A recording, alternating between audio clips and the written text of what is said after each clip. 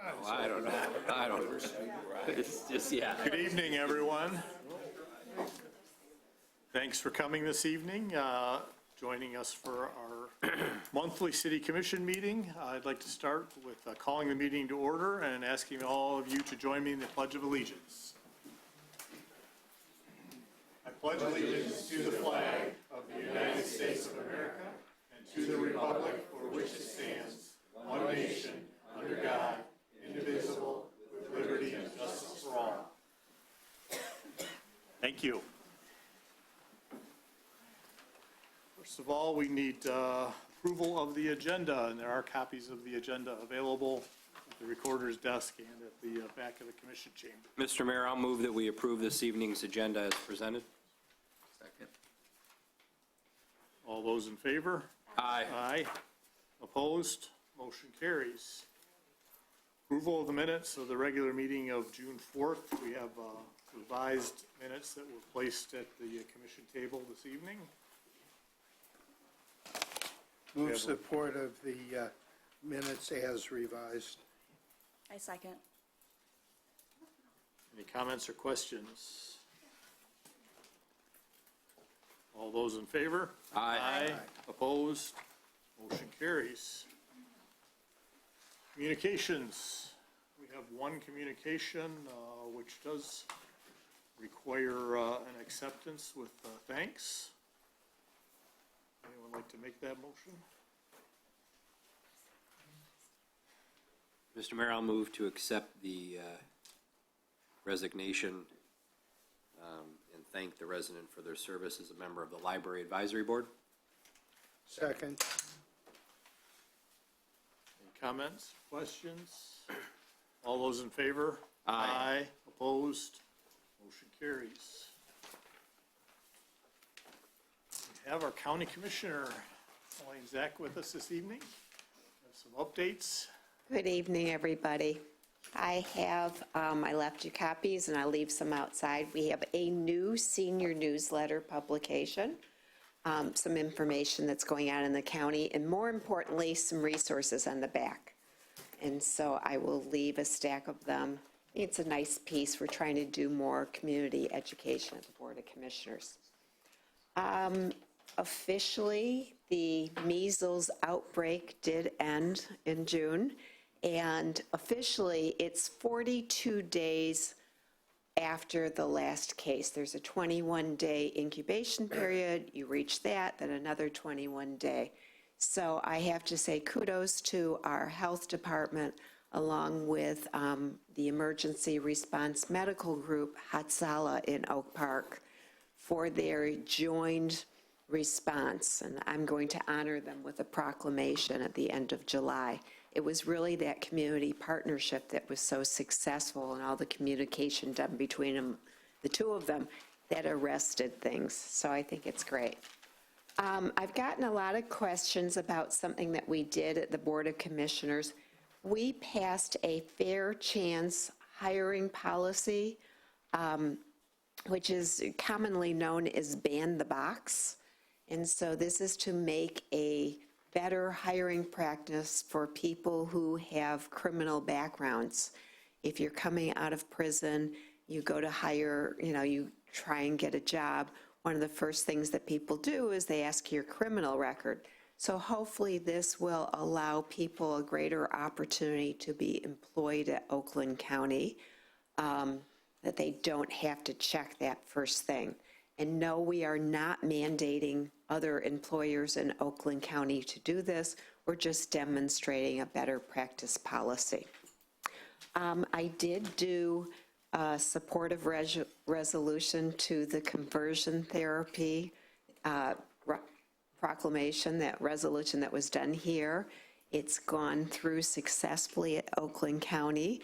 Interestingly, I actually got a letter of support from our Oakland County Community Health Network, and I'm going to amend my resolution with their statement. They're very strongly opposed, so our mental health authority is supportive of the resolution that was started here, and so I was pleased to see that.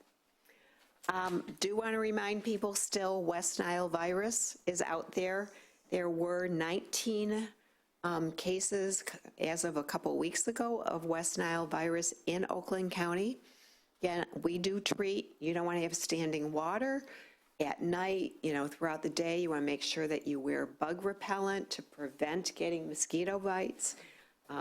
We could have West Nile virus. I know that our city is very good about treating different drains early in the spring, but again, good, healthy practice to prevent this nasty virus is a good thing. That's it this evening. Any questions for me? Thank you. Thank you very much.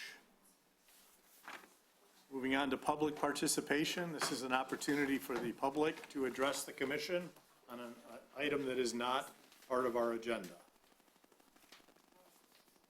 If you have any comments, please come forward to the podium and announce yourself and your address, please.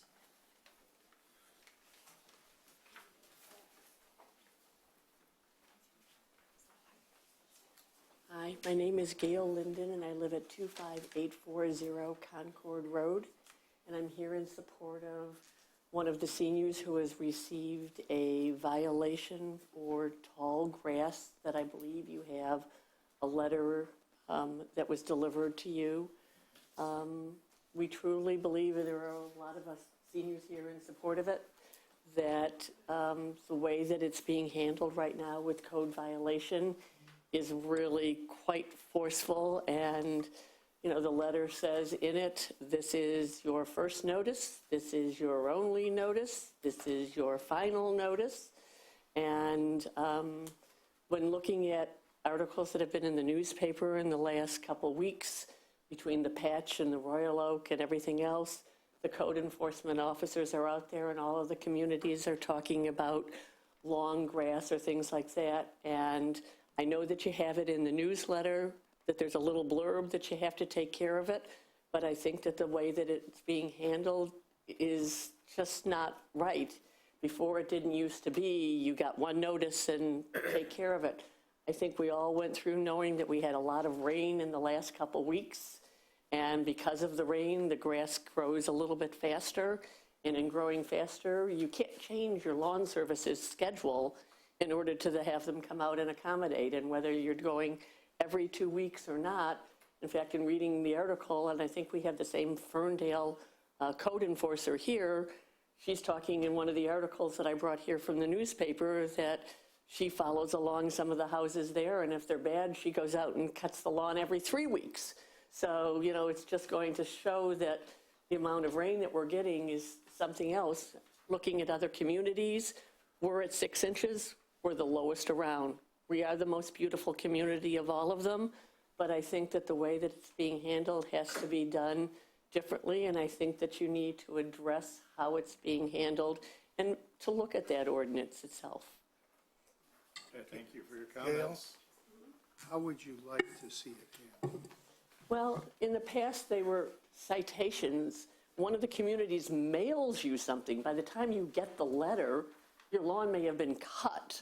Other people were hanging it. If you go out and if they're going on Sunday, and I realize that the code enforcer was hired for other reasons besides, grass and things like that, putting trash out too early on the weekends before our Tuesday pickup.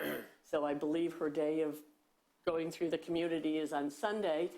And through a weekend, usually you're not getting lawn people who are out over the weekend cutting on, Saturday or Sunday.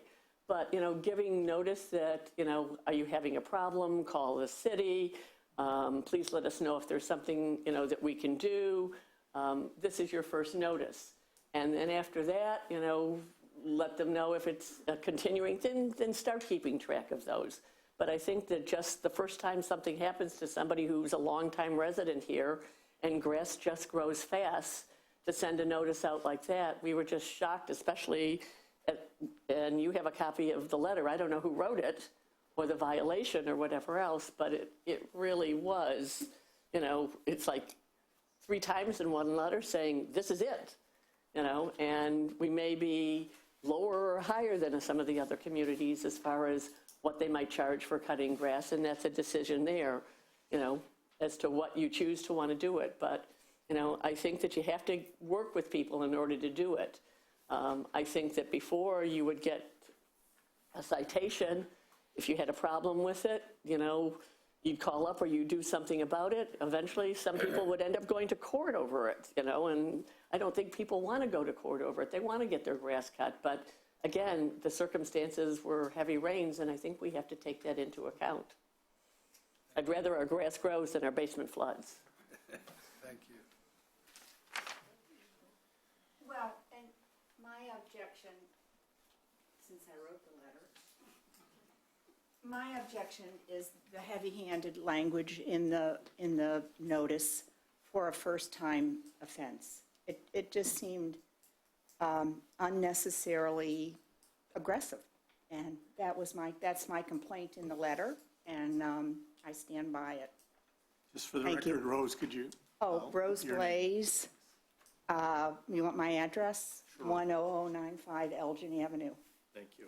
And also in my letter, I did note that I pay my lawn service an extra $5 per bag of yard waste so that the bags are not out on the street on a non-yard waste day. Because I can't control the days that they're coming, and I can't bring the bags out myself. So, I mean, it's not like I'm flaunting this ordinance or trying to flaunt the city whatevers. Mrs. Blaze, can I just? It's Dr. Blaze. Dr. Blaze, Thank you. you did not receive a citation? I didn't. Just a warning? I received a warning that was very heavy-handed and said, you have 72 hours to correct this. If you don't do it now, your grass will be cut for X number of dollars. And, I've lived here 45 years. It's ridiculous to have a notice like that on my door, particularly when all the grasses had grown that particular week. It was a very heavy week of rain, and people wouldn't have been able to cut their grass until Saturday or Sunday. And I chose not to call my lawn service on Saturday or Sunday. So, Mr. Mayor, Dr. Blaze, I appreciate you bringing this to our attention. We don't draft this notice, but we've already spoken with our city manager and told her that we'd like to have the notice restructured in a different way. And so we've already started to go down that road. I want to let you know. thank you. You're welcome. And I spoke with the city manager, who also suggested, well, maybe first time, Right. a different letter. Because we do, just so everybody knows, we do have some folks who we cut their grass all summer, and then ends up on the tax bill. And so maybe that notice for the repeat offender should be different than the first-time offender, as you pointed out. And so I think there's some validity to that, and I think that we're going to have our city manager look into this notice to tone it down. Well, thank you You're very welcome. much. I would appreciate that. No problem.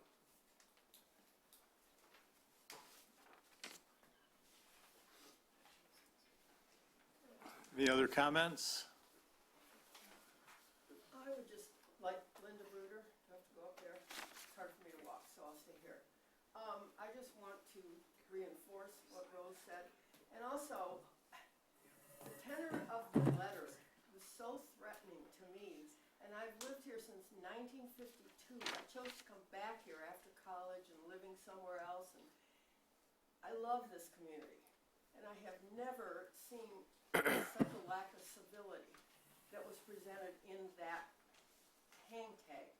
I was totally offended and hurt because everybody in this community always seemed to care about each other, and that was represented in the way the commission worked, the way everything sort of harmoniously came together. There was interest in what the residents needed.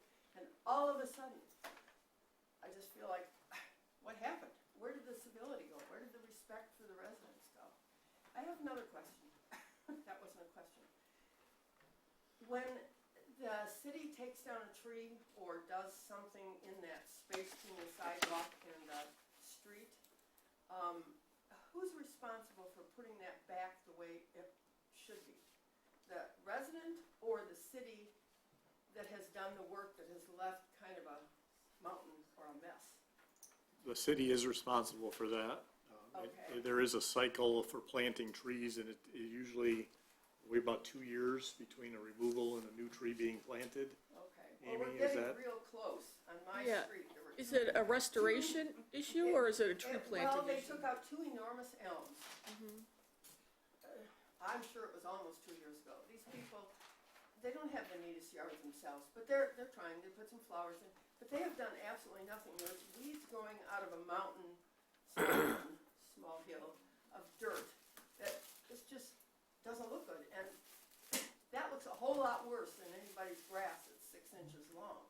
And I just wondered how that was going to be addressed. I didn't know if they were responsible for it or if the city was. But the city is, they need to get out on Hart between Berkeley and Henley. And I'm at 13118, so they're down toward Coolidge from me, 2 houses. But it's not hard to miss. I've had friends say, you know, when I say, I don't know what they're doing with that, they say, oh, I noticed it. So, you know, and that's a whole lot worse than any grass that I've seen. Be happy to look into that. So, and I think it's getting close to 2 years. Okay. Okay, thank you. Thank you. Hal Stat, 13108 Hal. I have a question. A number of my neighbors and I have been discussing the ordinance on children raising chickens. And we're trying to understand the $200 fee that you guys decided, and what's the rationale for that, and why it seems so excessive for kids who just want to raise chickens. So I wonder if you could help us understand what the logic or the rationale for that high $200 amount was. It offsets the cost for employees to go out twice a year to do inspections, and offsets two pest exterminator companies doing inspections. So it covers the cost of inspections. No other community around here charges anywhere near that amount, right? Is that correct? I don't believe they do the same inspections, and Yeah. they don't send out the pesticide person. Right. And While this is a pilot program, we want to make sure and check and see you're how going to much eventually reduce that $200 amount? could be. I mean, it's just in the pilot stage right now. It's a pilot ordinance that we're going to take a look at in a year, see what our costs were, see how it's working out. You could also start at $200 and then raise it if you needed to. I mean, you're already discouraging kids from doing this, so you won't even have a sample to test. So I'm still puzzled why this city is creating such a barrier for kids who just want to grow chickens. Obviously, who does the inspection? What city employee group does the inspection? The building official, the code enforcement officer, and then the pest control company. All three of them come and do the inspection? We want to make sure that At different times. that the home is It- kept it- clean. it's- God. The amount is the actual cost. Well, yes, you could, why don't you add somebody's brother-in-law to the list as well and make it $400? I mean, this doesn't seem balanced. It seems to me as if it's clearly designed to discourage the kids from doing this sort of thing. And then you set it at $200 and maybe you won't need it. You also have a person that you hire part-time to go around checking on people's grass and things. That person couldn't do the inspection? That wouldn't be cheaper than having a full-time staff person do it? Is that a possibility? No, she's not qualified for Yeah, that. she doesn't have the same credentials. Yeah, it's that's not her skill set. They could be trained, perhaps? No. It's a really complicated skill set?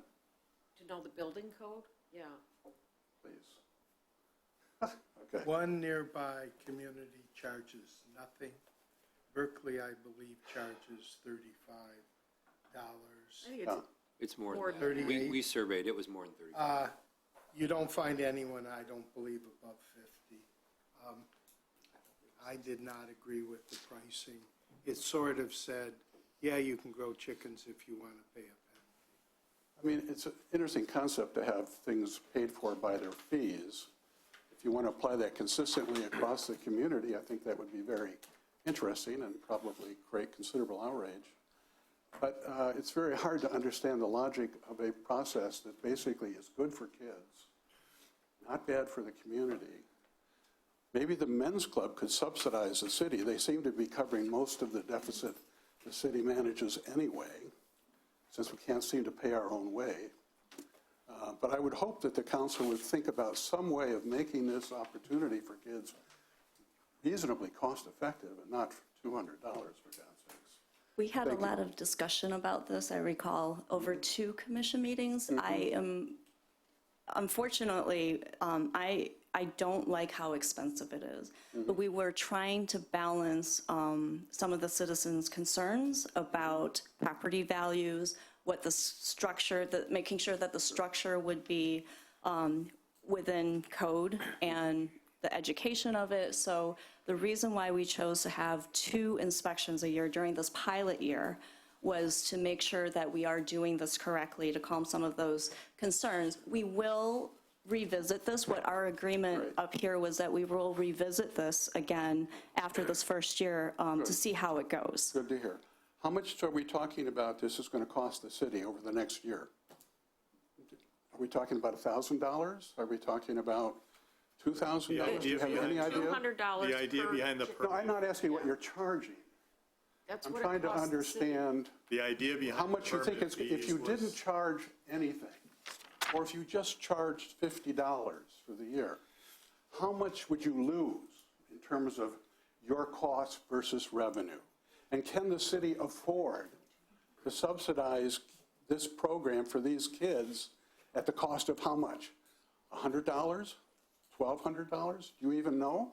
It would depend The on the idea number of behind- chickens. Well, of course it would. Let me answer the Of course first it would. question here. Are we talking about $5,000?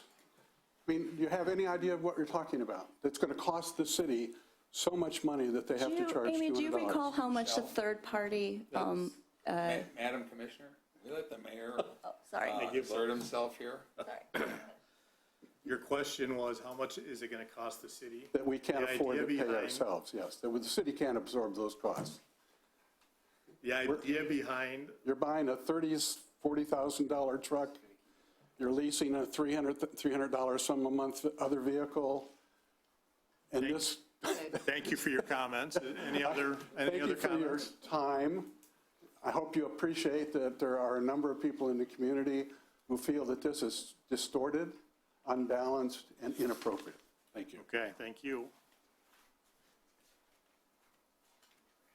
Any other comments? Okay, with Mr. that, Mayor, I'm going to weigh in on this just briefly. I know you were interrupted several times as you tried to get this point across, but I think what I'm trying to say is that the whole point of this is it's a one-year pilot, and we will revisit this after the end of the 1 year when we have a better handle on what this means. I will tell you, I heard from residents who were absolutely opposed to this in our city, did not feel that it belonged here. And I received numerous emails from people who wanted nothing to do with this.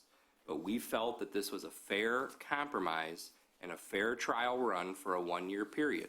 If this goes without a hitch after the first year, and it seems like there's no public health concern like people were expressing or any other concerns, then I'm totally open to relooking at the fee schedule and eating some of the costs, at the city. Because each inspection is $200. If we have to eat half of that or something, I wouldn't be opposed. But it would be inappropriate to look at it now when this just got started. I think we just had our second permit pulled very recently. So I assure you, sir, we will look at this after a year. Your comments are valid. I hear you, and we will definitely look into this after a year. Thank you. One last point. Certainly valid to do a pilot project. It's certainly valid to evaluate any new initiative. I totally support that. I just don't understand where $200 somehow is the right number. Mr. Mayor, my question to Amy was, how, of the $200, the third-party professionals that were going to look at this, how much of that, can you remind us how much of that makes up the fees? Do you recall? It was a combination of the Berkeley fee, because they also do 2 inspections, plus the actual cost to have the pest exterminator company come out. So it strictly covers our costs and recoups that cost to us. Thank you. I think it was $75 a visit, so that would have been $150 of the $200 fee was what I recall. just for the pest exterminator company, to make sure that there's no public health issues or rat issues.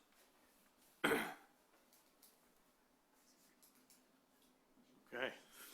That public participation is closed, and we'll move on to our proclamation. We have a proclamation of the City of Huntington Woods declaring July 2019 to be the National League of Cities Small Cities Month. Whereas small cities and towns under 50,000 population are the homes to millions of Americans and constitute the vast majority of municipalities across the United States. And whereas cities, small cities and towns strive to strengthen their communities through provision of services and programs to improve the quality of life for all our citizens. Whereas we recognize the federal government as essential partner, as well as state governments, organizations, businesses, and the citizens of our community, and all of these working together help to support these key programs in our community. The National League of Cities President and the Small Cities Council of the National League of Cities have declared July 2019 as Small Cities Month. So therefore, the City Commission does hereby proclaim July 2019 as Small Cities Month and encourages the President, Congress, state governments, organizations, businesses, and all citizens to recognize this event and to work together this month and throughout the year to invest in small cities and towns to better the lives of all citizens.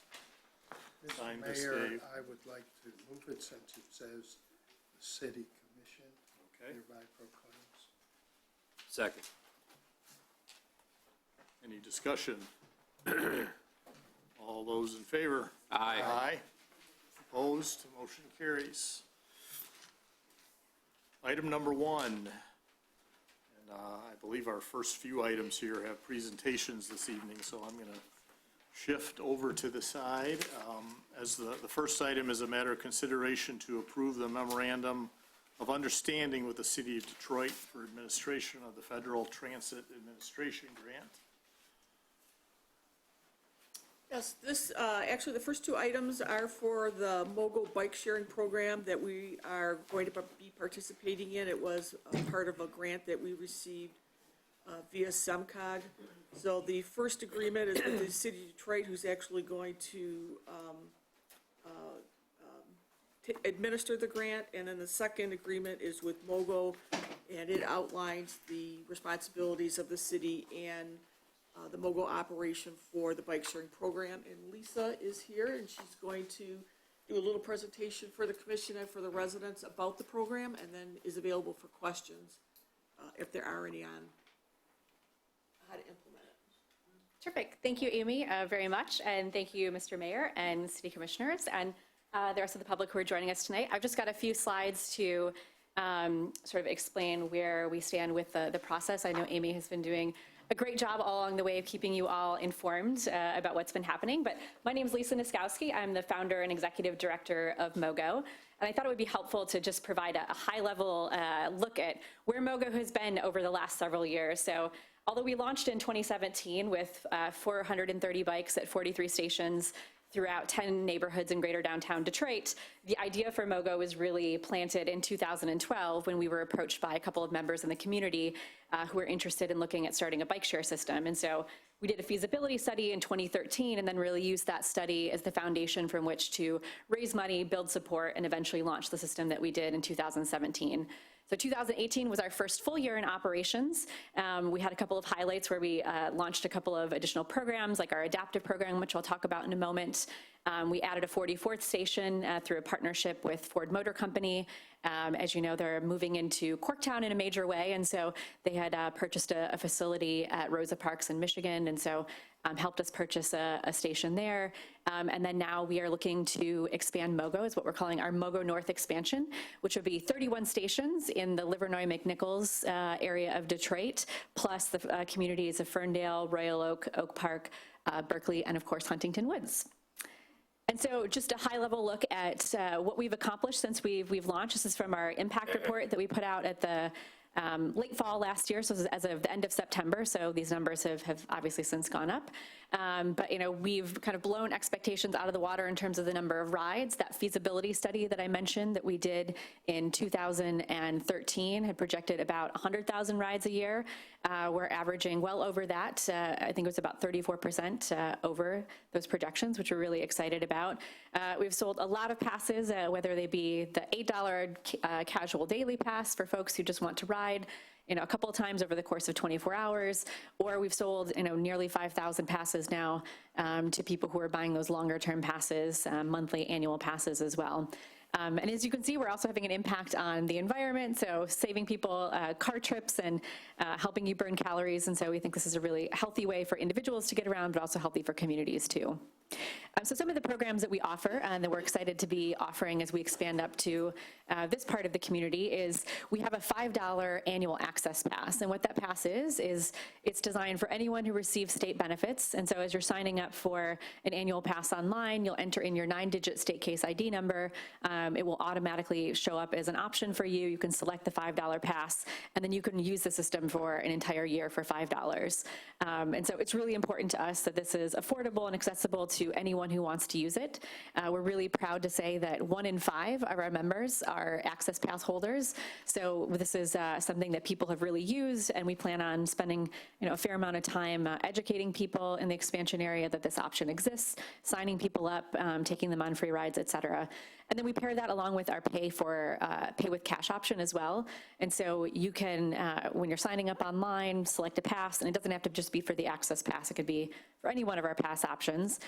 You select you want to pay with cash. We'll send you a barcode either to your smartphone, or you could print it out on a sheet of paper, and then you take it to any Family Dollar, 7-Eleven, or CVS. They'll scan that code, you pay with cash, your account gets credited, and you're able to ride. So of those cash transactions that we have, about 70% of those are for the access pass.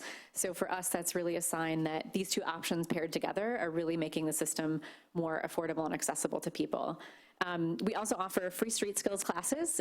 So anybody who doesn't know how to ride a bike, or maybe hasn't ridden a bike in a really long time and needs a little bit of a refresher, we provide free classes to anyone who wants to attend. You get a free helmet as part of that. And we have a league certified instructor that runs that program and will teach you how to ride and how to ride safely in a city environment. And we are going to be publishing some dates for those classes in the fall that are going to be in the expansion area. So please keep an eye out for that. We'd love to have folks from Huntington Woods join in on those as well. And then each year we recruit 10 to 12 neighborhood ambassadors. This year we have 12, and these are members of the communities that we serve in. This year we had 7 of the 12 ambassadors are in our expansion area, and they're really our boots on the ground that are designed to help educate people on what MOGO is, do special events, promote MOGO, give us feedback, because they're often more connected to the community than we are, and so it's a really nice sort of two-way street. And so that's our 2019 neighborhood ambassadors in our office there. And then lastly, I mentioned an innovative program that we launched in 2018. We like to call Adaptive MOGO. So we know that not everyone is comfortable riding a 2-wheel bike. And so we have added 13 adaptive cycles to our fleet to serve people of a variety of needs and abilities. So you can see here from the photo, we were featured in the New York Times as one of only 2 major cities in the United States that offer this option. So we're very proud of that. But we have things like a cargo bike where someone can sit in the front. We've got recumbent trikes. We've got tandem bikes. And so we're excited to be able to offer that as we expand up to this community as well. So where are we in terms of actually making it happen? What we've accomplished, so we've secured the grant that Amy mentioned, of just under $500,000. That's a federal program that's designed to support non-motorized projects. We used a similar grant for our first phase, and so excited to get this from SEMCOG.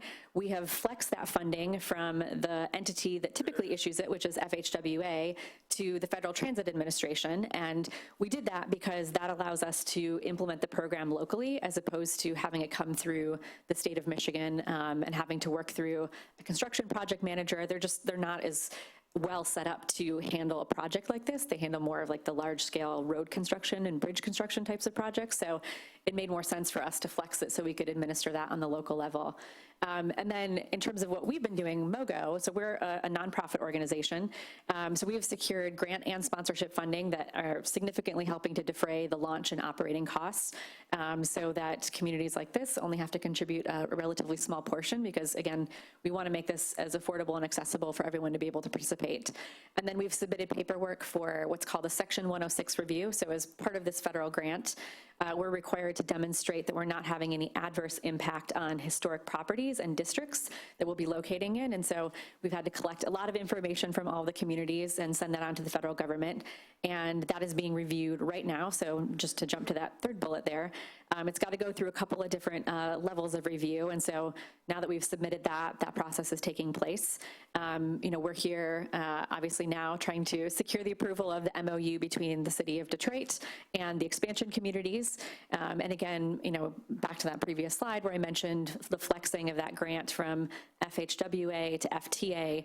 That was so the City of Detroit, who's already administered this program for us in our first round, that they were able to just pick this back up and do it through the connections that they had already set up with the FTA. They're very familiar with the grant reporting. It's quite a labor-intensive process, and we know that smaller communities don't always have the resources to do that, so Detroit has stepped up to do that, and so that's what the agreement is that you are voting on this evening, and then a contract with us, MOGO, to provide the operating services, the programming, the marketing, et cetera. So all those programs I just highlighted, those are things that we provide as part of the service, as well as bike maintenance and repairs, station rebalancing, so making sure the stations aren't full or empty, making sure we've got great customer service, so we have a 24/7 customer service hotline, so any time of day, any time of year, an individual can call that number and receive help, as well as membership fulfillment. So those are all things that we're responsible for, and that's spelled out in that operations contract.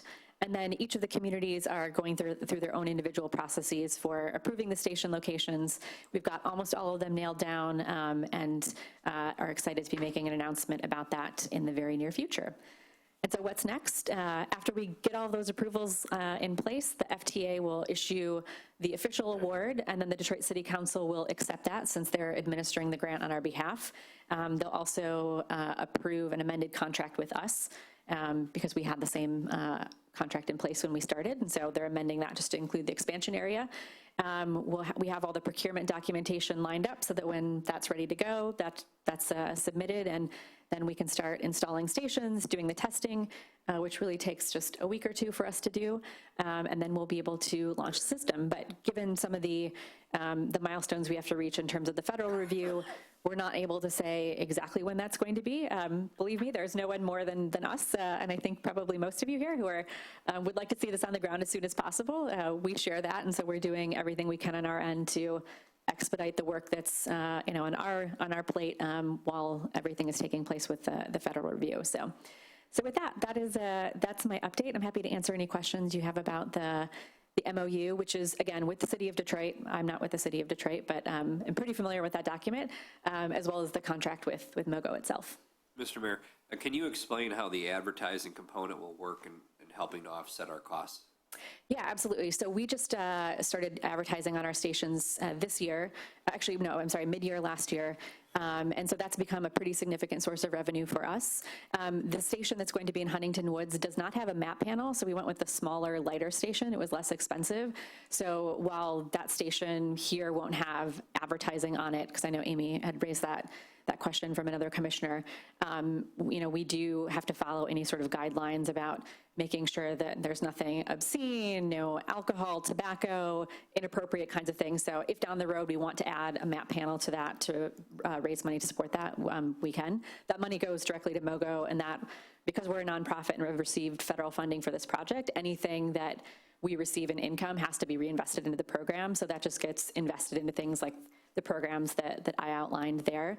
And then we also have sponsorship, which is a little bit different than advertising. So sponsorship is, potentially working with the city to identify maybe there are businesses or organizations that would like to be a part of this. And there are a variety of sponsorship opportunities, and that can help directly defray the local or the annual operating costs that the local communities pay. So it's really a partnership. We're certainly not making any money on this. As I mentioned, we're a nonprofit organization, and are happy to work with you to identify ways that we can keep this as low cost for you as possible. And at this point, it's not going to cost the city any money because between what the cost has been reduced by, and then the men's club has stepped in and covered the additional costs, this will be cost neutral to our city. But I'd be curious if we could reach out to Beaumont Hospital or some of these nearby large organizations. I know Henry Ford Hospital sponsors some of the bikes that are in the city of Detroit, that maybe a Beaumont or some other health system out here would be interested in sponsoring the bikes that are outside of the Detroit city limits where served by a maybe different hospital system, et cetera. Yeah, and I know Henry Ford and Health Alliance Plan have been our title sponsors, and so they have exclusive rights to the bikes. We are renegotiating a contract with them that would include the expansion area, so that is also, then communities like yours benefit from that as well, because that will help defray those costs too. But we certainly welcome connections to other businesses, and that was news to me about the men's club, so I'll have to be sure to send them a thank you note for supporting the program. I do want to be clear, there's two costs for the program. One is our share of the grant and the actual purchasing of the station and the bikes, and that was donated by the men's club. But there is an annual operating cost, which is where they come in and they make sure that the bikes are, in the locations and take care of any kind of mechanical defects. There is a cost to the city, but it's $514 a year. So again, we were able to defray those costs by raising the sponsorship dollars. We've also secured a grant from the Ralph C. Wilson Jr. Foundation. So again, we're a nonprofit. We work with the city of Detroit, which also, doesn't necessarily have the resources to support this program. So we've done a lot of external fundraising to support this and keep this as low cost as possible. And if you're able to expand Henry Ford and Health Alliance Plan into the suburbs, that 514 could be reduced even further. That's already factored into that. Yep. Got it. Thank you. But if there were others that we wanted to bring to the table, we could certainly do that. Got it. Thank you. Lisa, I had a question about if the 3 bikes under this program that would be under the ownership of Huntington Woods, if something happened to them, damage or lost bikes, I understood that the program would look to all of its stakeholders to help replace that cost. Did I understand that correctly? Yeah, so you can imagine, we'll launch the system, there'll be your station, which will be fixed, but the bikes, as soon as they're part of the system, they're not, kept within the confines of Huntington Woods. So somebody could easily hop on a bike here, ride it to Oak Park, ride it to Ferndale, et cetera. So they become dispersed throughout the system. And so we talked about this as the local communities that, we will certainly take a look at, overall, at the end of an operating year, here are the number of bikes that we have missing, if there are any missing. In some cases, we're able to get those replaced through our operator under certain aspects of, we have a contract with a third party that does all the bike maintenance and rebalancing, et cetera. And so some of that is covered under that. And then anything, on top of that would be a conversation with the communities and say, okay, great, how can we come up with a solution to pay for this together to replace the bikes. And statistically, nationally, in other bike share programs in other metropolitan regions, what's the percentage of damage or lost stolen bikes? These bikes are tanks. They're designed, so they're really sturdy bikes, and they weigh almost 50 pounds, and so they're designed to take the use and abuse of being out on the streets 365 days a year. So the bikes themselves are very sturdy. As part of our contract, we replace the parts as needed. So when you need to replace the tubes with the tires, we need to replace bells, we need to replace seats, et cetera, that's all included in the contract. So that's just a part of what we do. As part of that service. And then it happens, in different cities depending on the different types of equipment. So we go with one particular vendor. It's called PBSC Urban Solutions. Other communities have used different providers like B-Cycle. They've used Motivate. They've used other companies. And so some of those companies are, I think, stronger in terms of security than others. We've not had a problem with security in Detroit and don't anticipate that being a problem in our expansion area.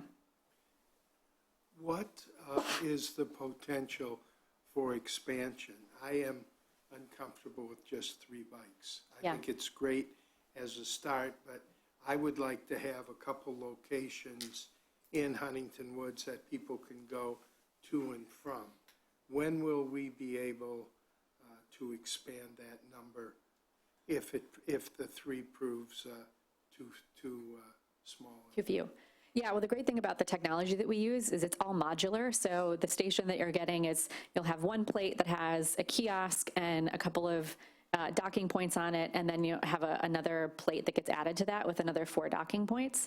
And so we can easily add another plate, another 2 plates to that. So then all of a sudden from 7, you're going from 7 to 11 to 15 to 19.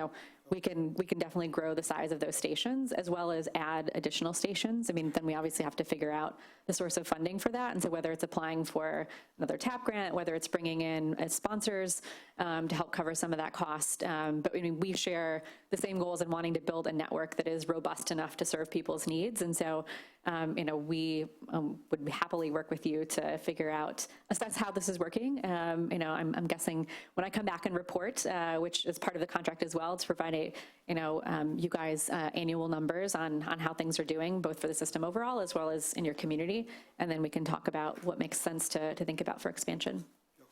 Just to clarify, in the question and response that Commissioner Elder had, I view two different things, right? One is rebalancing, like you mentioned, where a rider in Huntington Woods rides into Ferndale, and for whatever reason, maybe they had such a good time there, they weren't able to ride the bike back, right? So they took an Uber back. They took an Uber, yep, They took an exactly, Uber back, yeah. right? So they docked the bike at a station in Ferndale. Included in this agreement is rebalancing. So you look and say, oh, Huntington Woods doesn't have any bikes, and you pull them from where there are areas and you restock us, throughout the course of the year. Exactly. Got that. Yeah, throughout the course of the day. So, Right. yeah, so we have, again, so our operations contract is with Shift Transit, and so they have staff, we have staff who are monitoring throughout the day the number of bikes and number of available docking points at each one of our stations throughout the system. And so then they dispatch a van, which if you've been throughout Greater Downtown, you've probably seen one of our vans driving around, and then they add or subtract bikes as needed. So it is, and I'm very proud to say that you have a greater than 99% chance of having an available bike or dock at our stations. Like, that's how good a job our team has done in our first couple of years. So that's good. Yeah. The second part of the question dealt with bikes that go out into service in the entire MOGO system, right? And then they never end up in somebody's garage, right? They don't end up back in a MOGO docking station. So at the end of the year, you've got, I don't know, say 300 bikes in this MOGO system, and 10 of them are missing, right? They never made it back. So we only have 290 bikes. Who's responsible for paying for the 10 missing bikes in the MOGO system? Yeah, so there are a couple of things that we do. I just want to make sure everybody knows the work that we do to prevent theft and loss, because obviously anytime, a bike goes missing, that's one bike less that can serve our riders. So we have a policy where we're calling anyone after 3 hours if we haven't seen the bike returned, because bike share is all about checking it out from a station, riding it to another station, checking it in, doing what you've got to do, and then if you want to use a bike again, great, check another one out, and just kind of keep going from station to station. So we call and follow up with people. We also, with the majority of people who use the system, do have a credit card on file, and so we're charging overages, and in the case that the bike is not returned, it's part of the agreement that they sign when they accept to use a MOGO, that we can charge your card for $1,200 for the replacement cost of the bike and the staff time and service that takes to get a new bike and get it on the road. And so that's certainly a piece of it. And then we've also had, folks who have called us and said, hey, look, we've seen, someone parked a bike out here and left it, in which case our operations team goes to pick that up. So we do everything that we can to track and maintain those assets. If we, do not have the asset, we also have GPS on the bike, so that's a tool for us as well. If the asset is not returned, we have an agreement with our operator that they are to replenish the number of bikes that we have once we reach a certain point, and so that certainly factors into it. So it may be the case that just is covered under what they need to replace for us, and it never becomes an issue with the local communities. But then let's say, we're 3 bikes over that limit, then we would both have a conversation with the city of Detroit. I mean, it may be something that we could pick up the cost for. I mean, in the grand scheme of things, raising a little bit of extra money on a grant could potentially cover that. But it would be a conversation I would want to have with the communities to say, look, this is where we stand. How could we, work together? Is this something that MOGO can cover? If not, how can we work together to solve that? Well, that's a good answer. I recognize now that our liability is pretty minimal in this, so that's good. Thank you very much. Yeah, there's no requirement that you have to replace the bikes that you always have to have your 3 bikes out there. No. Great. Yep. Any other questions? So as Amy explained, there's two parts to this. The first motion is to approve the memorandum of understanding with the city of Detroit for the administration of the Federal Transit Administration Grant.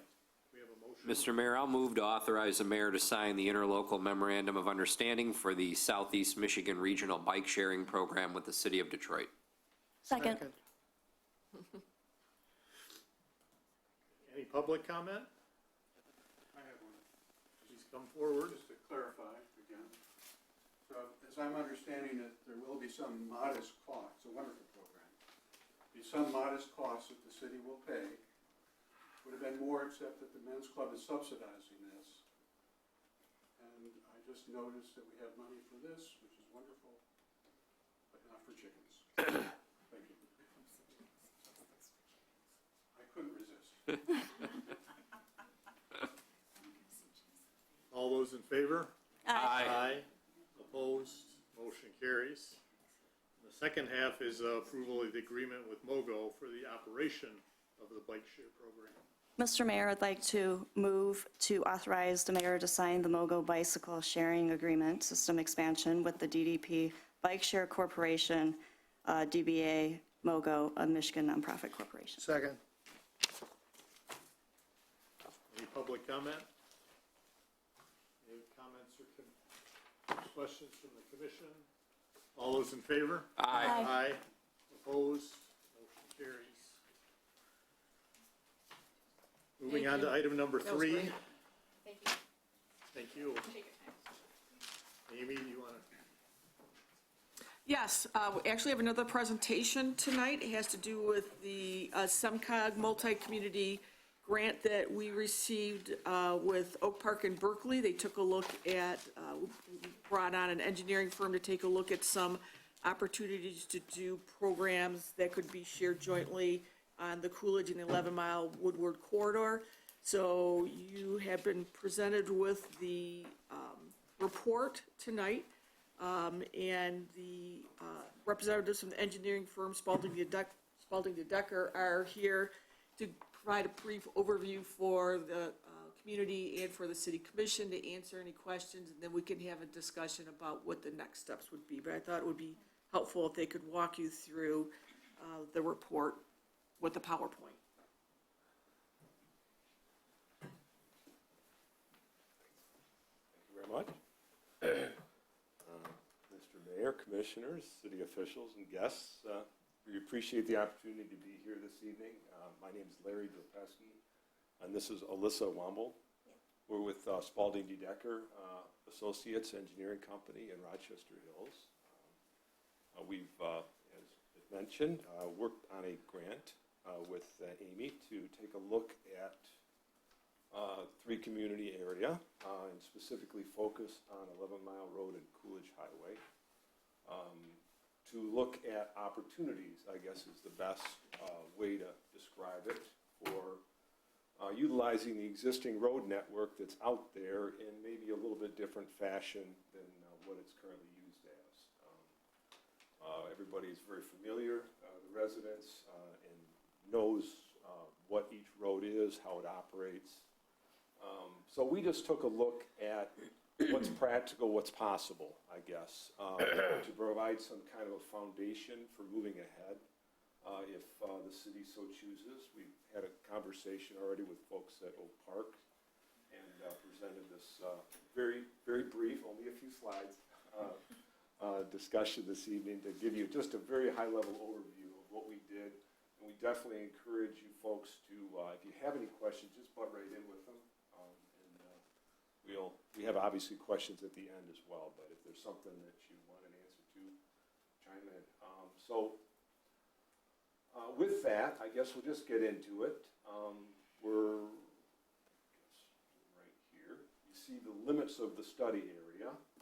We started out down at 9 Mile, and we went up to 12-mile road on Coolidge, and then from Greenfield over to Woodward on 11 Mile. So one of the things that we want to talk about is what we call lane reductions and what they do, what they provide, some benefits that they can provide the community.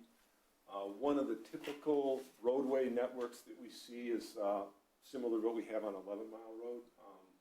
We have 4-lane roads, 2 lanes each direction. People use the inside lane for left turns. Operationally, there are issues with that.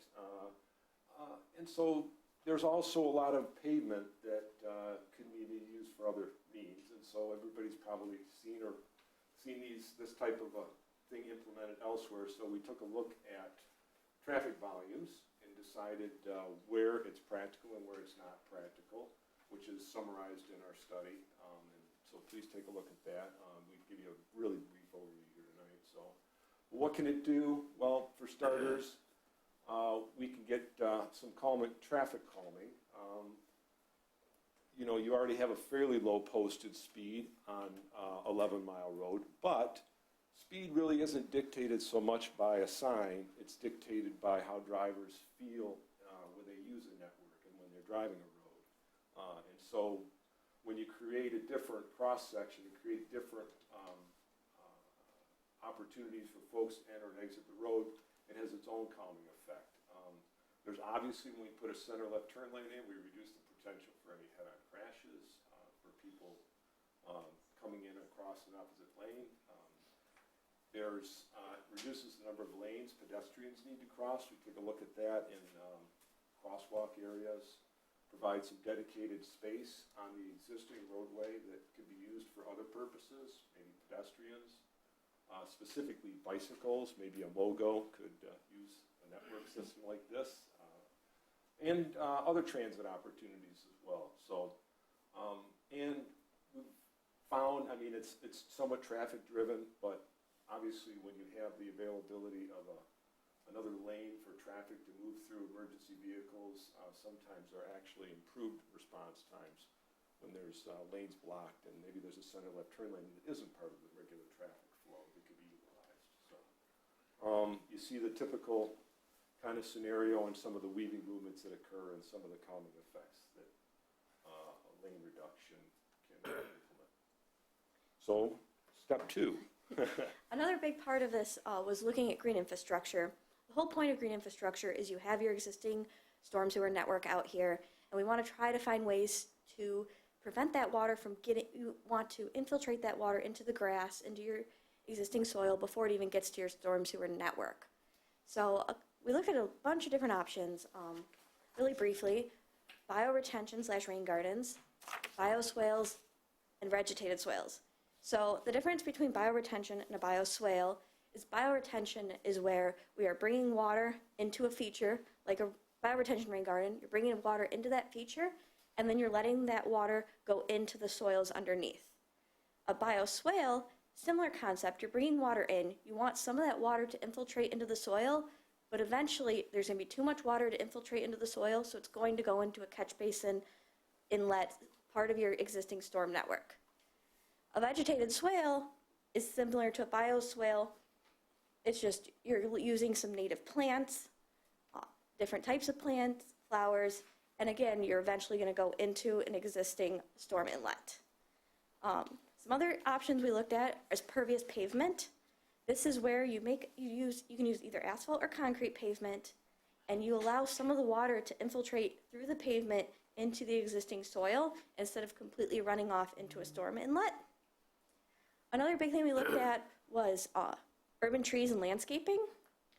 One of the greatest things you can do is prevent that water from even hitting the ground. If the tree's absorbing it, it's making that tree flourish, you're losing a lot of that runoff. Also provides a nice little sunshade for pedestrians, nice atmosphere for your downtown areas. Yeah, we noticed there's a lot of green, obviously, along some of the roadways already, but there's also a lot of impervious area, specifically, more so along Coolidge, along the roadway that we're looking at.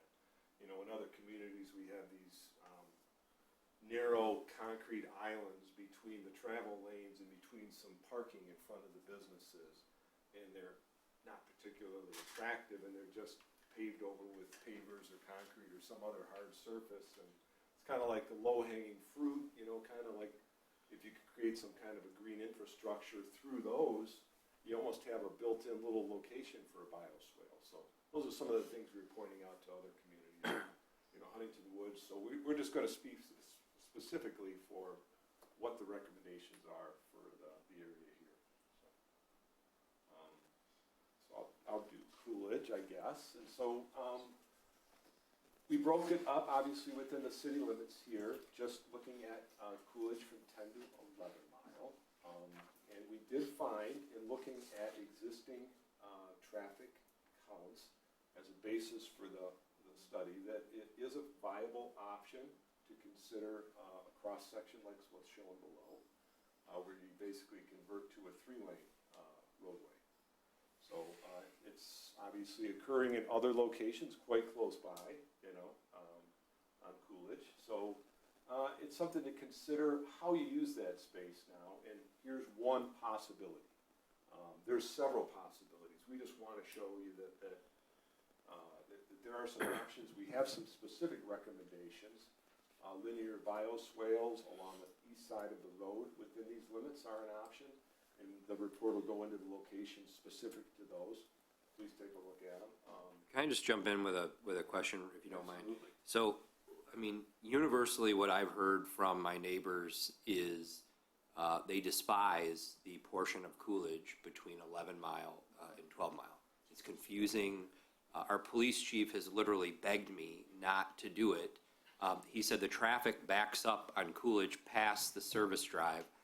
And the way this is set up, you're driving through Huntington Woods and it's 2 lanes, and then the minute you pass through the intersection, the other lane is gone. There's no opportunity to allow for merging. They didn't back up, 100 yards or 60 feet, whatever is normal, to allow for merging. We're writing tickets and servicing accidents constantly. So that's a concern of mine, how we would, if this is something that we're going to study and something that we're going to consider. I mean, there's a serious public safety aspect to this that our public safety. Yeah.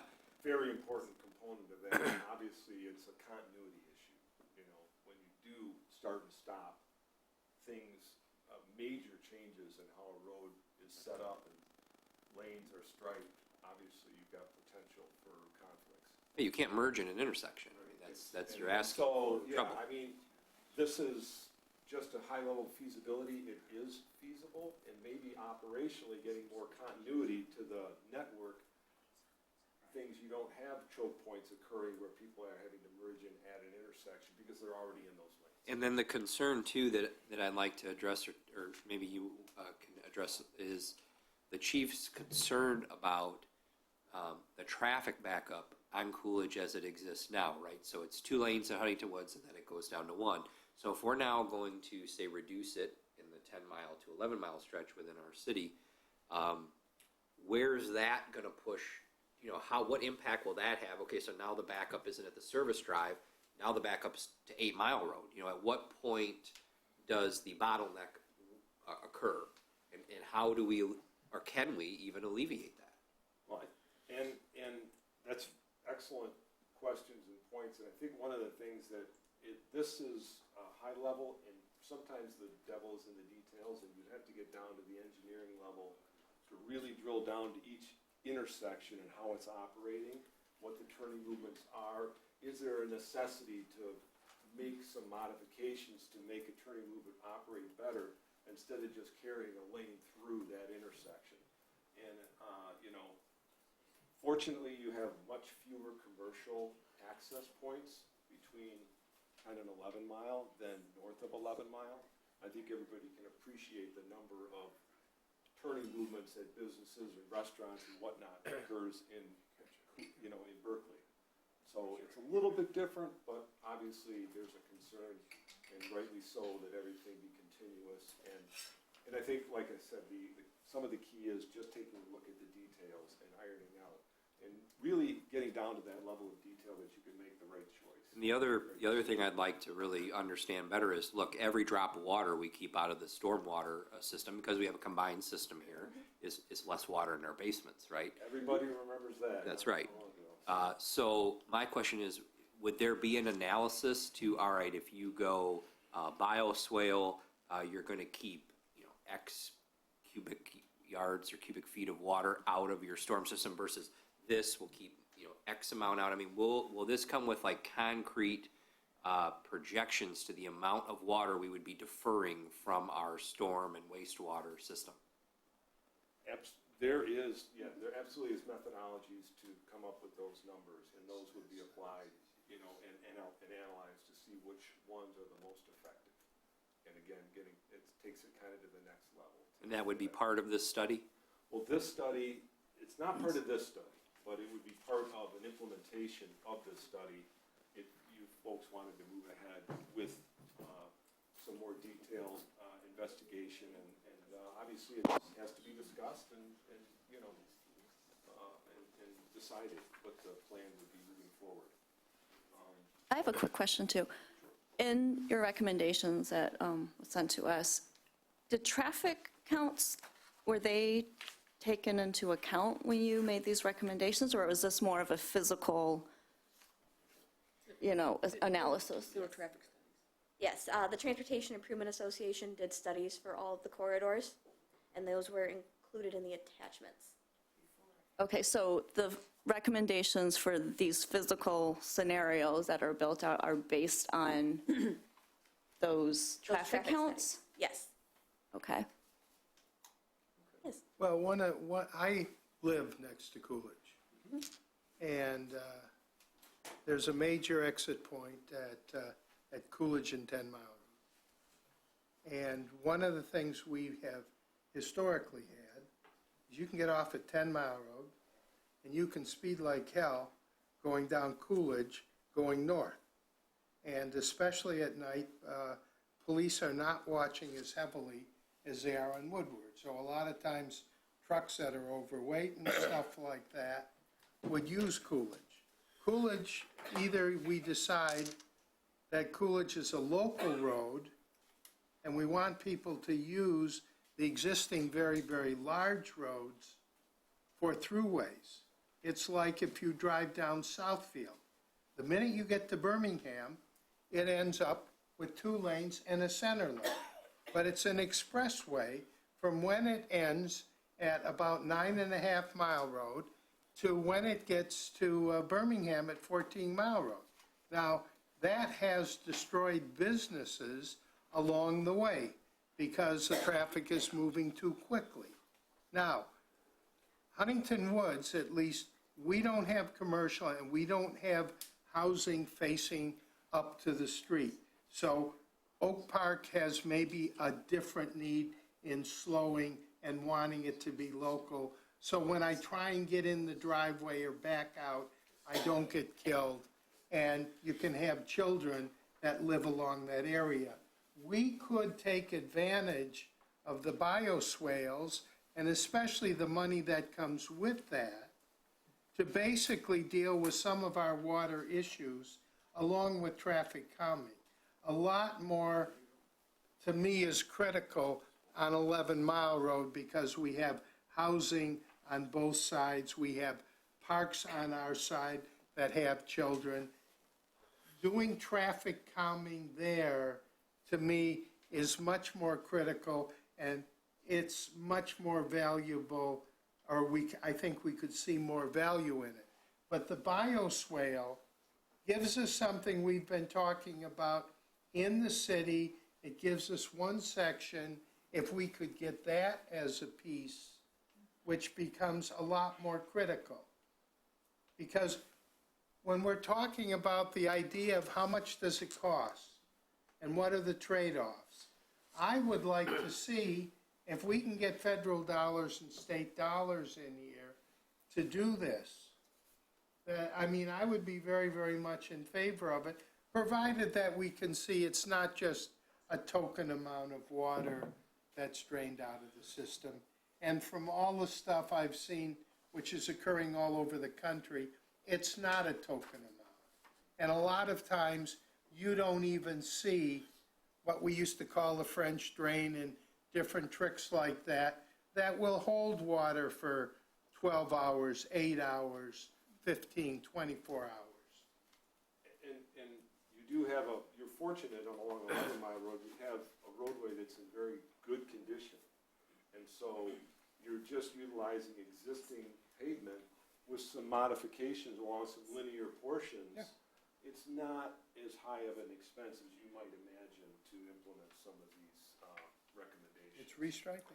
Yeah. So, I think 11 Mile is very appropriate. We're actually, looking at different parts of the city for redevelopment. we're talking about Coolidge, so we Yeah, I know, I'm jumping around, but to Jeff's point, I think that might be a much more appropriate corridor. I share some of the same concerns as Commissioner Roselle on Coolidge. My parents live over there, and I go there all the time, and the freeway is right there, so I've got some real concerns about public safety for that corridor. But in this report, especially for 11 Mile, I think what makes a lot of sense is also integrating on-street parking, because it provides that extra safety barrier and helps to promote that walkability along 11 Mile. So I'm sorry for interrupting. You can continue. There's multiple options that can be utilized with the space that's made available, though this is one option. Yeah. Obviously, an engineering firm is going to get into the details about what, and you folks have to have a lot of input on what specifically you want. So with that, I guess, just go ahead. We've had a bit of conversation. Let's talk quickly about 11 Mile. Yep. Okay, 11 Mile, Coolidge to Woodward. Again, we're talking about a lane reduction. We looked at it using the existing pavement width. So we looked at an option where you have one lane in each direction, center turn lane, and bike lanes. We could look at going outside the existing pavement, adding parking lanes, but that's something, again, for a deeper engineering study. It's just one option. We definitely identified additional street trees. There are some parts of this stretch that have really great tree coverage. There's other parts where we could definitely add some trees, give some more continuity in this neighborhood residential area. Another thing we talked about was greenbelt plantings in the right-of-way. More specifically, we want to look at native plants. Native plants have much better root structures. They'll prosper, and they'll retain a lot more water than using some not native plant. We looked at adding bioswales at street intersections, using some of that extra space we have at some of these intersections with local streets to channelize some water. We also looked at enhancing crosswalks for pedestrian safety. These were just some very high-level observations of ourselves, looking at the Coolidge Highway intersection, Mortensen/Scotia, and then Stanford/Meadowcrest, maybe adding some sort of pedestrian barrier, striped crosswalk. We should add that we did have some public engagement sessions, and we took folks' recommendations into consideration where their preferred crossing locations are to, to identify, say, hey, we're not just picking at random. These people really want to use this location, and so if it's a high pedestrian crossing location, we want to make sure it's a high visibility and it's enhanced. So that is kind of the nutshell for what we've done and what we have, and there's a lot of detail in the report, and we had a lot of questions going on, which is good. Any more questions? Because and we're more than welcome to send information as you folks would like to receive it. And I think the key takeaway is this is excellent utilization of some available grant money to provide a foundation for moving ahead, should the city want to. Thank you very much. Mr. Mayor, I just was going to say thank you for your presentation. The one thing all I'm comfortable doing tonight is receiving and filing it. I mean, I think we need feedback from our public safety director, engineers, and get cost studies if we were even going to move forward with this. So I appreciate the work that you all did. It's good. You're very welcome. But tonight, we have a multitude of different options tonight. I think the only one I'm comfortable doing, speaking for myself, is just to receive and file, and then city administration can pass this around to Public Works and to Public Safety and do all the necessary things and get some feedback from some of our department heads on this plan. We would, obviously welcome the opportunity. If you folks would like some more, input from us as you get into those discussions, we're certainly available. Thank you. Assist. Mr. Mayor, I would also suggest that Planning Commission takes a look at this, because this is physical planning, and I'd like to get their feedback. We actually did outline some next steps in the memo. One would be to receive the report tonight. 2 was the presentation.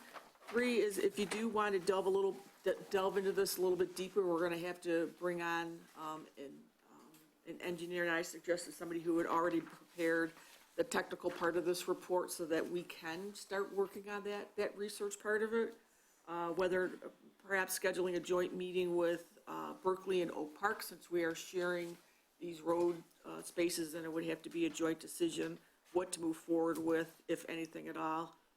And then if it still looks like some programs that you want to move forward with, then we could talk about public engagement, communication, but really to get into the detail in order to make a presentation to, for instance, public safety, we need some expertise to help staff with that. And City Manager Sullivan, the only other thing I'd suggest too is, because we have no idea when we're going to move forward with this, if we're going to move forward with this, I think we need to talk to Berkeley. And we need to tell them that that lane merger in the intersection is dangerous. And it puts our residents at risk, and that's not acceptable to me. So they're going to need to move that merger up into their city because our public safety director has expressed to me that it is very dangerous. Do we have a motion to receive the report? I'd like to move to receive the report, and there are next steps identified here by staff. Receive the Spalding DeDecker Technical Memorandum, Multi-Community Planning, 11 Mile and Coolidge Highway report on July 16th. The presentation of the report by Spalding DeDecker and an opportunity to ask questions on the 16th. Contract with the engineer who prepared the report for continuing technical expertise. Schedule a joint meeting with the councils, commissions from Huntington Woods, Berkeley, and Oak Park to discuss lane modifications with presentations by SEMCOG and the Traffic Improvement Association. And if the cities then want to continue looking at lane reduction initiatives after the joint meeting, a public engagement and communication plan would be developed by staff. So this is basically continuing some technical steps before we really do anything, and that's what I'd like to move. That was recommended by staff. Personally, I would like to see us receive the report and then get some feedback from city officials, public safety, public works, and the planning commission before we start contracting for further services and before we even talk to the other communities, so we know exactly how we feel on this whole issue. So rather than moving ahead with all of that, I'd like to take some steps. And Mr. Mayor, I think the thought behind that too is that it costs us nothing to get feedback from our city department heads. We live here, we know how the traffic goes, and we know how we use the roads. So it seems to me that that would be zero risk. And if, we receive feedback that we need, then we are taking some public dollars to do further study. So it makes sense to me. The only motion I'm willing to support is one that's receiving and filing, and that's it. And then we'll move on with the rest of the stuff internally, but I'm not willing to spend a nickel of taxpayer money on this until I've heard from the professionals in the city about any concerns that they have. Just a point of information. Do we have any money in this, or are we using a federal grant?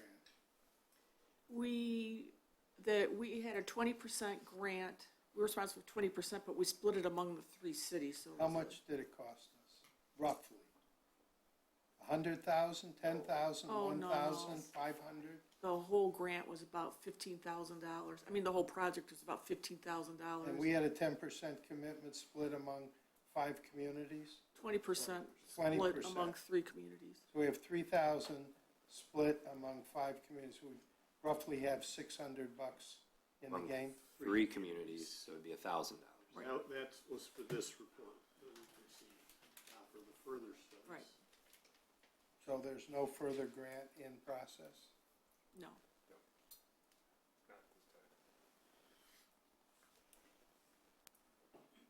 Okay, does anyone want to second the original motion? Commissioner Rosel's motion? No, Commissioner Jenks made a motion. Okay, hearing none, do I have someone that would like to make another motion? Mr. Mayor, I'll move to receive and file the report from Spalding DeDecker regarding the multi-community grant and direct the city manager to share the report with relevant city departments for additional feedback to the city commission. I will second it. public comment. Questions for our guests. In terms of bike lanes, what are you seeing in terms of bike lanes being used by not only bicycles, but electric bikes and electric scooters? And to what extent is that an issue? So I've seen mostly bike lanes being used just by traditional bikes, but that's something that each community has to decide on. It's a community by community decision on whether or not to allow electric vehicles into those bike lanes. So is there any experience around here with doing that, you know? All my experience has been that they have not had issues with electric vehicles in those bike lanes. And I guess the next question would be for the commission and the city. Is this report going to be posted online for us to look at? Mm-hmm. Great. Joe, I would hope that we could move a little faster on evaluating this seriously and not spend too much time. Yeah, I mean, Something decided. look, I don't know how long it's going to take our public safety director to read a few pages and our DPW to read a few pages, but, you know, I certainly think it's not going to be more than a few weeks. Certainly this could be on next month's agenda for additional review. He does have a conflict of interest, you know. Who's that? It could affect the speed trap on 11 Mile. And thereby city revenue. Yeah. Well, that'll affect our court funding issue. That's an old Parks problem. Any other public comments? Any other comments or questions from the commission? All those in favor? Aye. Aye. Opposed? Motion carries. Mr. Mayor, Mayor Pro Tem? can we perhaps change the order? We have some young people here that are falling asleep. Can we perhaps recognize them now? Thank you so much for the opportunity. Thank you very much. Appreciate that. Other than falling asleep during your comments. And they woke up during yours, sir.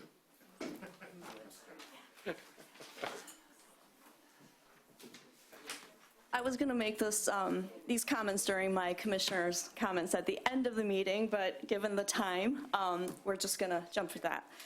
So I wanted to take a few moments to recognize two young ladies in our community. And the headlines that I got in my inbox recently was Huntington Woods sisters both earned points at fencing national championships, defeat higher-ranked opponents. So Gabby and Sophie, can you stand up? And I'm going to, congratulations. For those of you who don't know, Gabby Hirsch, she is college bound next year, right? To Cleveland State, and, or you are at Cleveland State already? Oh, fantastic. Congratulations. So you triumphed over the number 7 seed in your first elimination match and defeated the next 2 opponents before falling into round 16, placing 16th of 157 fencers. And fencing is not an easy sport. So congratulations.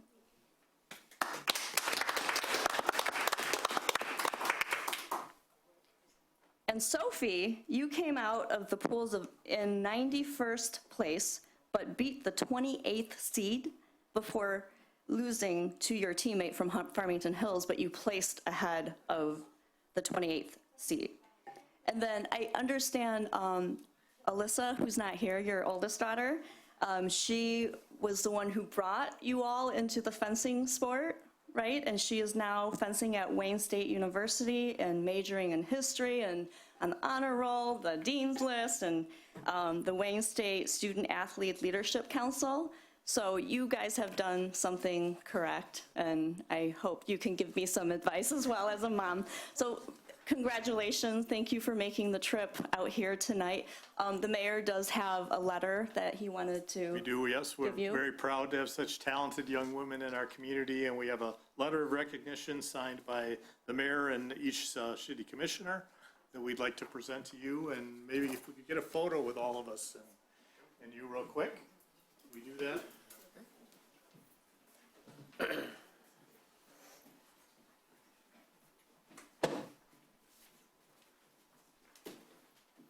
Congratulations, thank you. Mom and Dad, do you want to be in?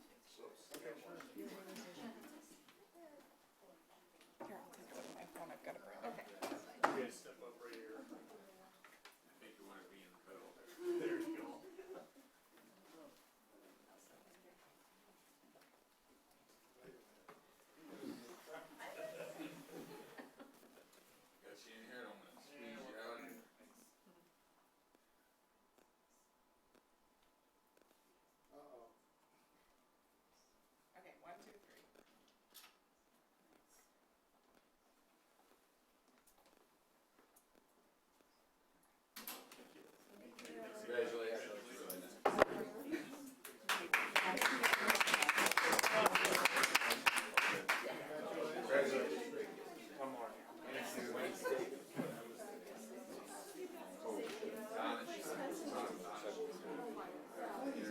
and I can go suck it down. The only problem is I can drink water like that. You know? Right. Hey, active meeting.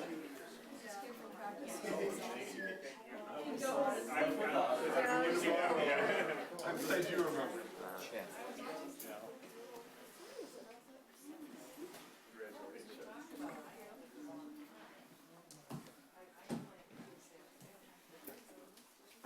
All right, thank you very much. I would note that Wayne State University has one national championship to their records, and it's in fencing.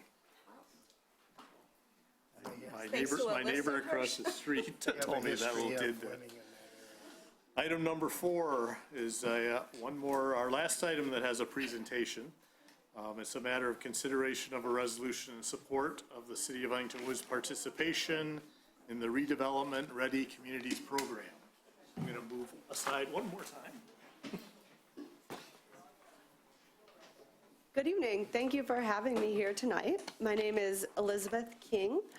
I'm with the Redevelopment Ready Communities Program at the MEDC. And for ease of speech, I'll probably refer to the Redevelopment Ready Communities Program as RRC. It's just a lot easier to say RRC than it is to say Redevelopment Ready Communities over and over and over. So what I'm going to do is give you an overview of the program, probably a little quickly since we've had a lot of presentations tonight, and answer any questions that you have. So I'm comfortable taking questions at the end or during the presentation. Either is fine. So the Redevelopment Ready Communities Program at the MEDC is part of the Community Development Division, which is one of 3 main divisions at the MEDC, the others being marketing and promotion, so you're all probably familiar with Pure Michigan at this point, and business development. And while our business development division is focused on attracting large employers from across the country, the community development division is really focused on creating a high quality of place with the knowledge that that is also needed to attract businesses and talent. So our strategic focus in the Community Development Division is to support the growth of vibrant, diverse, and sustainable communities across Michigan. And that's the RRC program is just one of our tools to do that. So how we do that is through a technical assistance program. So we offer communities ways to update their plans, streamline their policy, streamline their processes, and improve their policies to create places that people want to live and communities that are aligned with the RRC best practices, which I'll go through in just a few minutes. So we really believe that strong planning and zoning are the foundation of economic development. Here you'll see the business talent place connection on the screen, right? Business needs place, business needs talent, talent wants place, place needs business. So the old way of doing business was really thinking, well, we'll just attract employers and then people will have to move here because of the jobs. And nowadays, people are really choosing where they want to live first, and they're moving to places that offer them a high quality of life. Here you'll see our RRC guiding principles. So the RRC program is a self-help program. So we're going to ask your community to complete a set of best practices, and we're not going to complete these processes for you, but we are going to empower your community and your staff with the tools needed to get things done. The RRC program also strongly believes in transparency so that when processes are clear, efficient, and consistent, anyone from someone putting up a shed in their backyard to a developer can come in and have a strong, like a clear feel of how things get done in the community and how you can move through the approval and permitting process. We also really believe in the importance of partnerships, so engaging your residents and stakeholders to create that shared vision for your community. The RRC program and the MEDC also views Huntington Woods as a partner. And once you're engaged in the RRC program, if you pass tonight's resolution, our partnership will become even stronger. So right now, we're working with, I believe it's over 263 communities across Michigan. We have 34 RRC certified communities. That means they've done everything to meet all of the best practices.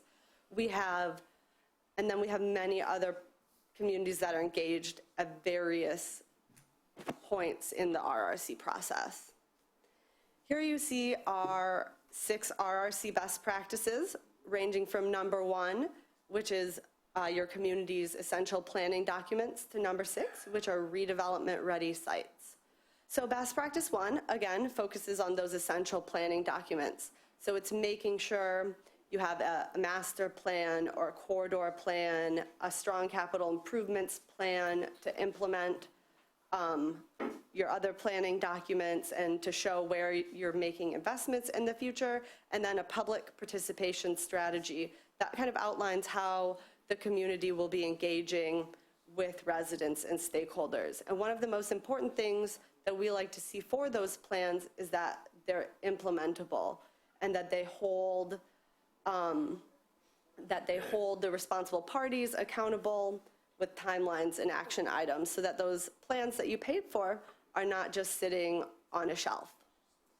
Best practice 2 focuses on the city's zoning regulations. So some of the things we look for when we evaluate a community's zoning regulations are if the community allows a mix of housing types by right. We have all heard about the missing middle housing and how people are interested in more having a variety of housing types in a community. We also look at the support of non-motorized transportation in the ordinance and its support for complete streets. So that could be if a developer came in and was doing a project, they'd have to update the sidewalks to the new standards that are outlined in the ordinance. We also look for areas of concentrated development by right. So that's kind of like an area we're looking for your planning for your downtown, and you allow mixed use buildings by right. It's not a special use. We're also looking at flexible parking standards. So how much parking you require, or if there are other options that you have instead of requiring all that parking. Another thing we look at in the zoning ordinance is directly related to the previous presentation. We do look for green infrastructure standards. So some of the options for those are, do you require native plantings for just anything? Yeah, for your parking lot islands could be one of them.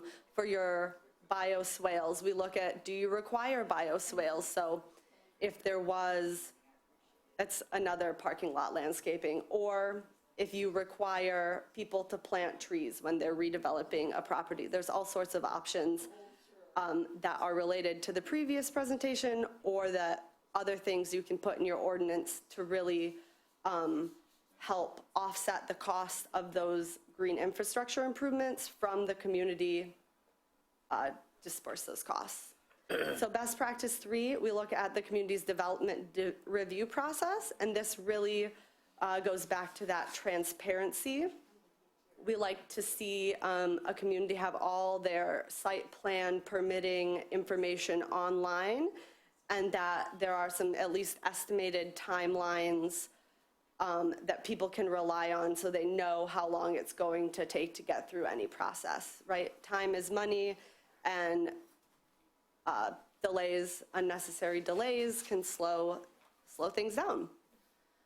Best practice 4 really focuses on recruitment and education for boards and commissions. So one of the things we look for is supportive training or providing orientation packets to your new boards and commission members, just making sure everyone has all the information that they need to make good decisions and, keep you out of any unnecessary lawsuits. Best practice 5 looks at community prosperity, which is the community's economic development and marketing strategies. And they just kind of lay out what economic development and marketing steps the city plans to take in the future. It can even include things like, this is how we want to talk about ourselves, and this is how we plan to promote the city in the future. So it's just kind of making some of those even communication documents, you could call it, for the marketing strategy. And finally, best practice 6 really focuses on a community's redevelopment ready sites. So the traditional way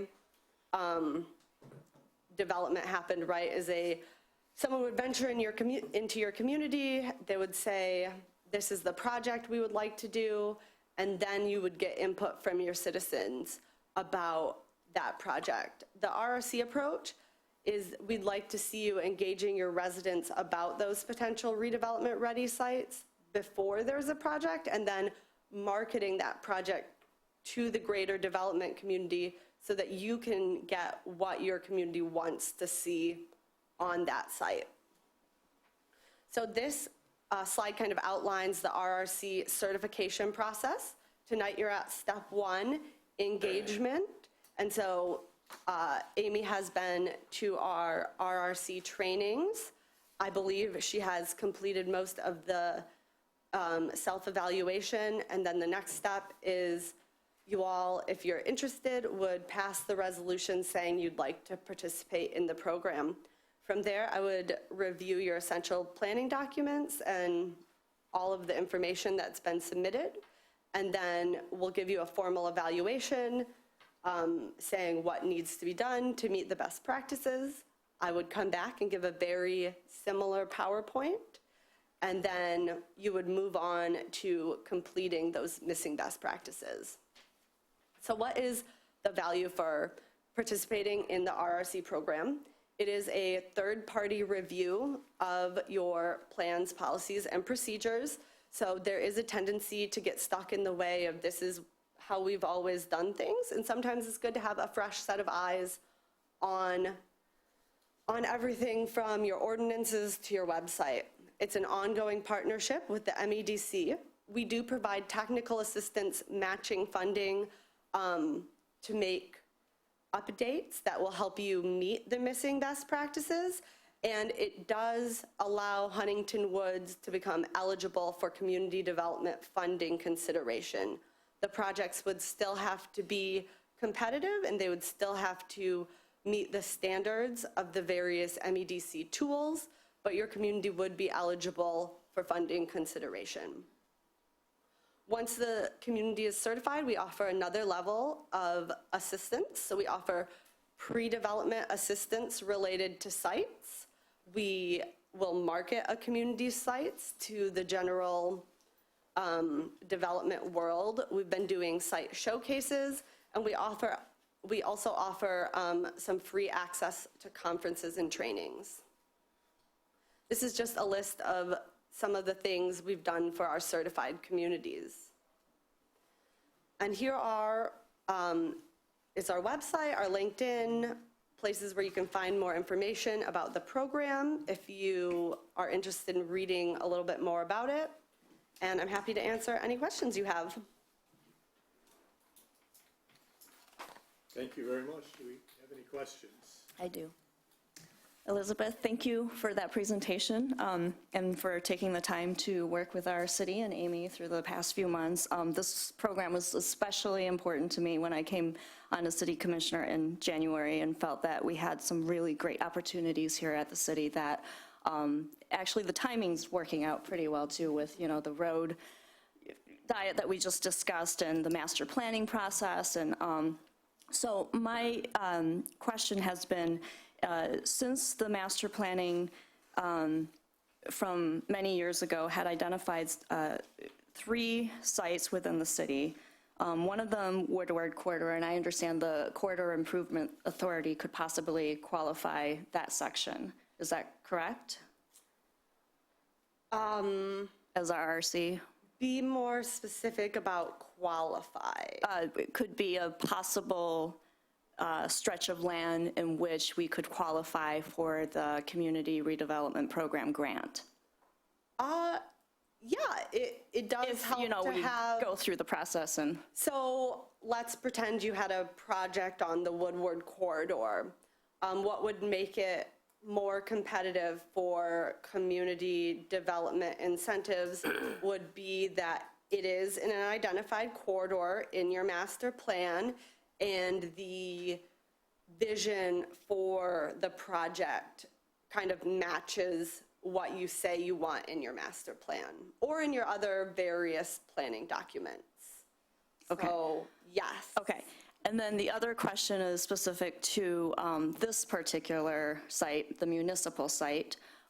We don't have a downtown, but there has been a lot of interest in developing mixed-use, higher density type of development. We don't know what it looks like yet, or we haven't gone down the path of the community engagement, but we would like to.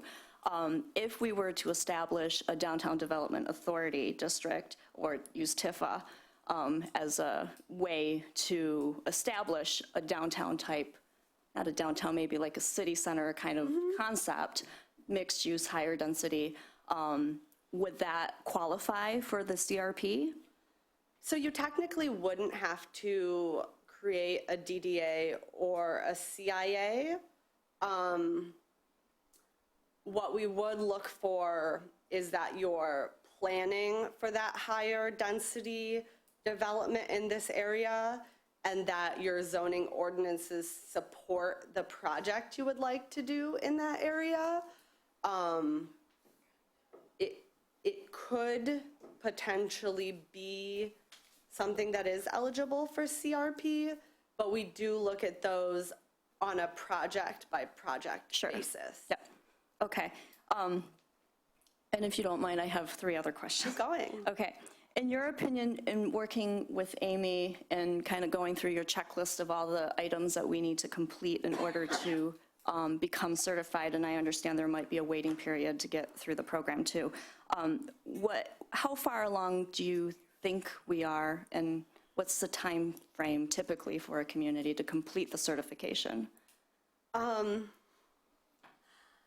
It looks like you're in pretty good shape.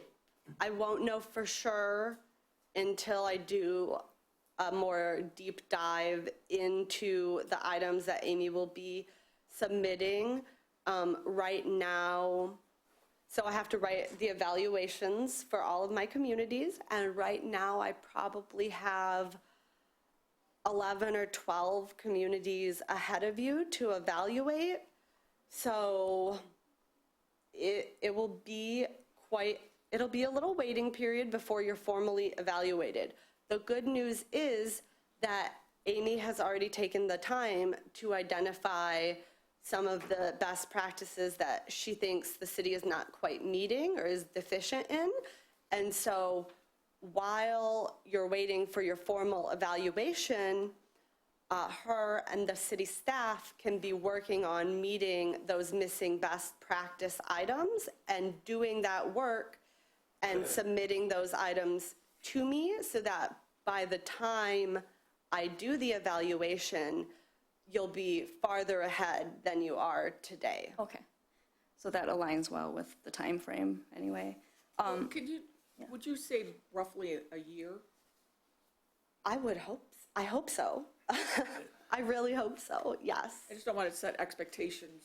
So right now I am writing about 15 of these reports a year. They do take some time to write and some back and forth. So I would hope to be coming back to you this time next year, if not sooner, with your formal evaluation. A great way to jump the line is to continue doing the work to meet the missing best practices and to show that you're very engaged versus some of my other communities who are less communicative. It can help move you forward faster. Good to know. And I needed some clarification on the CRP program. I understand is by project, and it's a grant to the developer to help incentivize them to work with us. Yep. There are other resources that you mentioned, technical assistance, support. Can you clarify what that means? Are there funding to help us with like a visioning study or paying a third-party consultant to do a market research or that kind of thing? Yes, so let's pretend that it was your master plan that needed to be updated right now.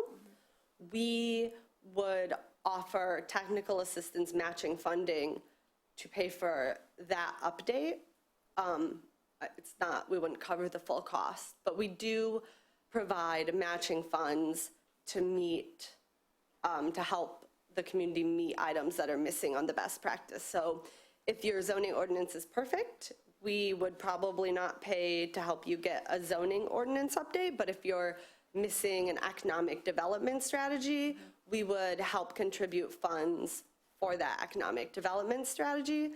But that step doesn't take place until after the city is formally evaluated. But before we're certified? Yes. Okay. And then after you're certified, we also continue offering matching funds for other projects. I think it's a little more. Is there a limit to what cities are eligible for? Yes and no. It's flexible. So right now, I think we're going up to 40,000, but 30 or 40,000, but it's not guaranteed. It's based on the cost. So if we, of the, say, wanted to do that study on the traffic and road dieting, because it helps with, pedestrian friendliness and safety and that kind of thing, and placemaking. maybe if it was part of an official corridor plan, Okay. then that is how we could finagle that. I understand. Thank you. You're welcome. That's all I have. We have a motion of the resolution supporting the city of Huntington Woods participating in the RRC program. So move. Was that a move? Yes. Oh, I second. Any public comments? Comments from the commission? All those in favor? Aye. Aye. Opposed? Motion carries. Thank you very much. Thank you so much. Thank you for your time, Elizabeth. You're welcome. I'm sure you'll follow up with me. Yep. Perfect. Thank you. Okay, our presentation portion of the meeting is now completed. We can move on to more regular items. Item number 5 is a bid award for the sewer pipelining program. It's a 2-year program. Amy, do you want to? Yep. You remember the engineers had put together a recommendation for 3 different types of repairs to certain sections of our sewer line, depending on the type of defect. And one of them was pipelining, literally a piece of plastic that gets inserted to an existing pipe and then cured in place to strengthen the integrity of the pipe. We were very fortunate that the Water Resource Commission has already granted an award that we could participate in, and the prices are lower than what we would expect if we went out to bid for this type of work. So our engineers are recommending that we award the bid to Lanzo Corporation for the pipelining project, which is the Water Resource Commission competitive purchasing bidder, and that we have money set aside for 2019, and we do project in the amount of $447,190, and that we allocate another $225,000 for next year and contract with the same company to do the work. We have a motion? So moved. Second. Any public comment? Comments or questions from the commission? There was only one cooperative purchasing bidder at WRC. They had, or did they have? This is the contract that the Water Resource Commissioners awarded it to this contractor, so this is the only extendable contract available to us. The county bid it out. All those in favor? Aye. Aye. Opposed? Motion carries.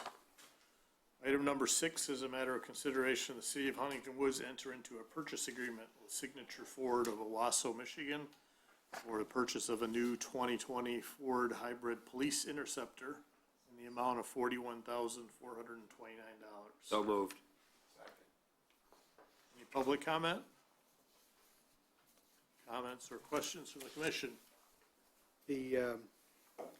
This is the Macomb County, Macomb County Cooperative bid. okay. All those in favor? Aye. Aye. Opposed? Motion carries. Item number 7 is another vehicle purchase with Suburban Ford of Ferndale. It's actually a lease of a 2019 Ford F-150 for public safety in the amount of $389 a month for a 36-month lease. We have a motion? So moved. Second from anyone?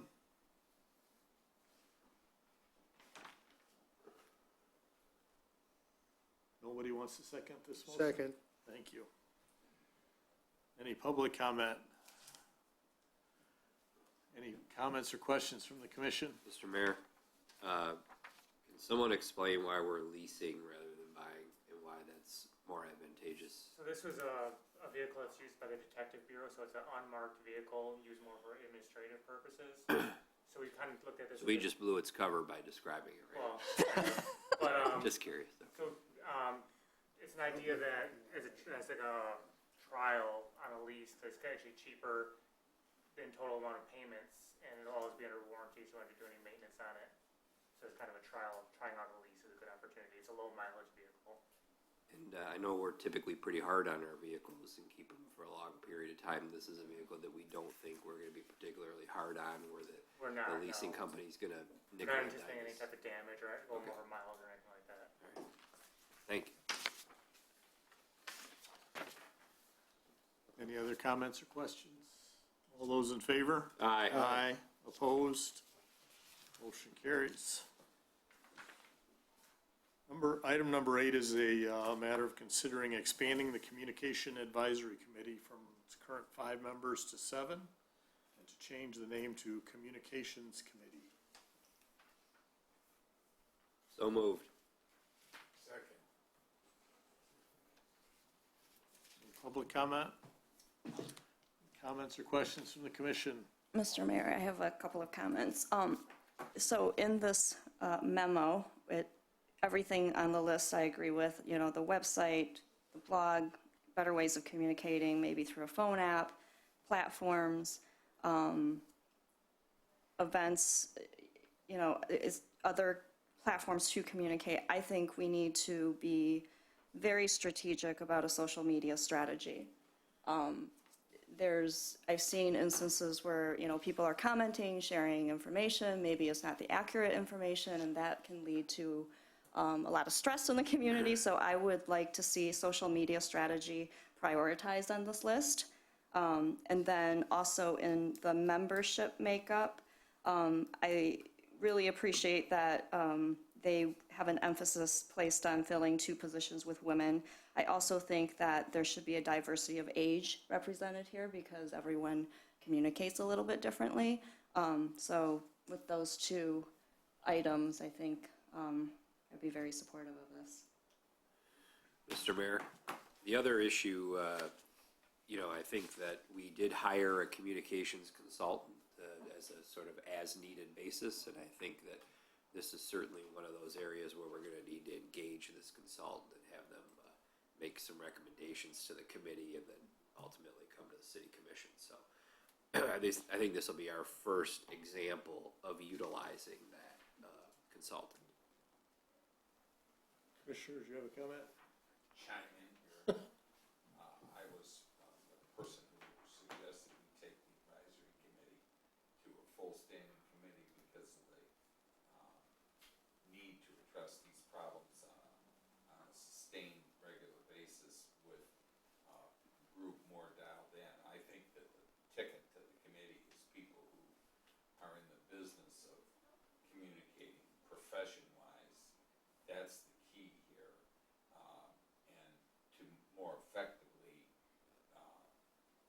get message and do all the things that we're trying to do here. I do agree on the social media business, that you have to sort of, I don't know whether the word would be monitor or,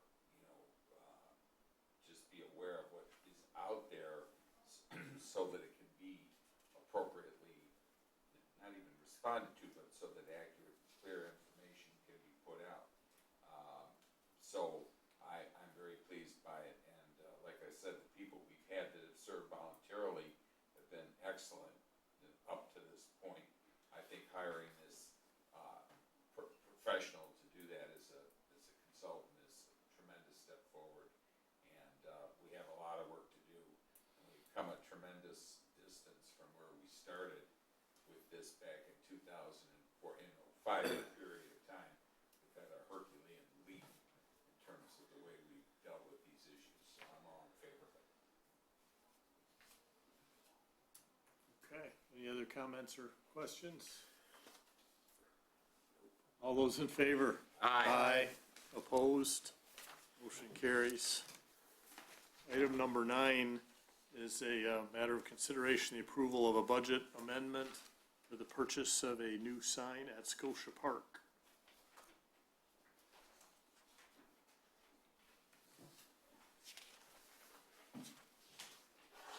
We have a motion.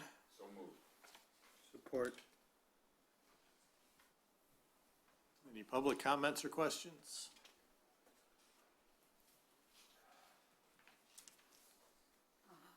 Claire Golad, 10084 LaSalle. I looked at the packet, I know what you're proposing. When I came in, several of the people said, what's the sign, what's the sign? And there was all the discussion about an electronic sign at that position. You are not doing an electronic sign. I saw it, but I would suggest that the commission put on record for the public that this is a regular sign with letters that you put in. That's just a cautionary thing, because I think you'll get some people who will jump to a conclusion. And I love the design. It was part of the design that we did many, many years ago. It's great, but most people won't have read the packet. So it's my only suggestion. It is a signboard with removable letters. Yeah. Thank you. Any comments or questions? Yeah, we ought to control this message once this is approved. Do a media release with the picture. Sure, I'll also put it in the e-blast. But not only the e-blast, but give it to the Press release? yeah. Sure. And the reason behind that is if we can get a picture out and get it in the weekly paper, we stop people screaming, you're putting an electronic sign. Any others? All those in favor? Aye. Aye. Opposed? Motion carries. Item number 10 is the first reading of a ordinance adopting an ordinance to amend the City of Huntington Woods zoning ordinance to prohibit marijuana establishments within the regulation and taxation of the Marijuana Act. Carol, or you? Well, we had already adopted an ordinance that prohibits recreational marijuana facilities, but we also want to insert it into our zoning ordinance under the medical marijuana and expand that provision, so it's clear that it's not permitted in any of our zoning districts. I move to approve the first reading, Mr. Mayor. Thank you. A second. Is this the first reading or is this the adoption? First reading. First reading. Was it? Okay. Any public comment? Just wondering why. I mean, like, how does the city benefit from prohibiting the sale of marijuana here?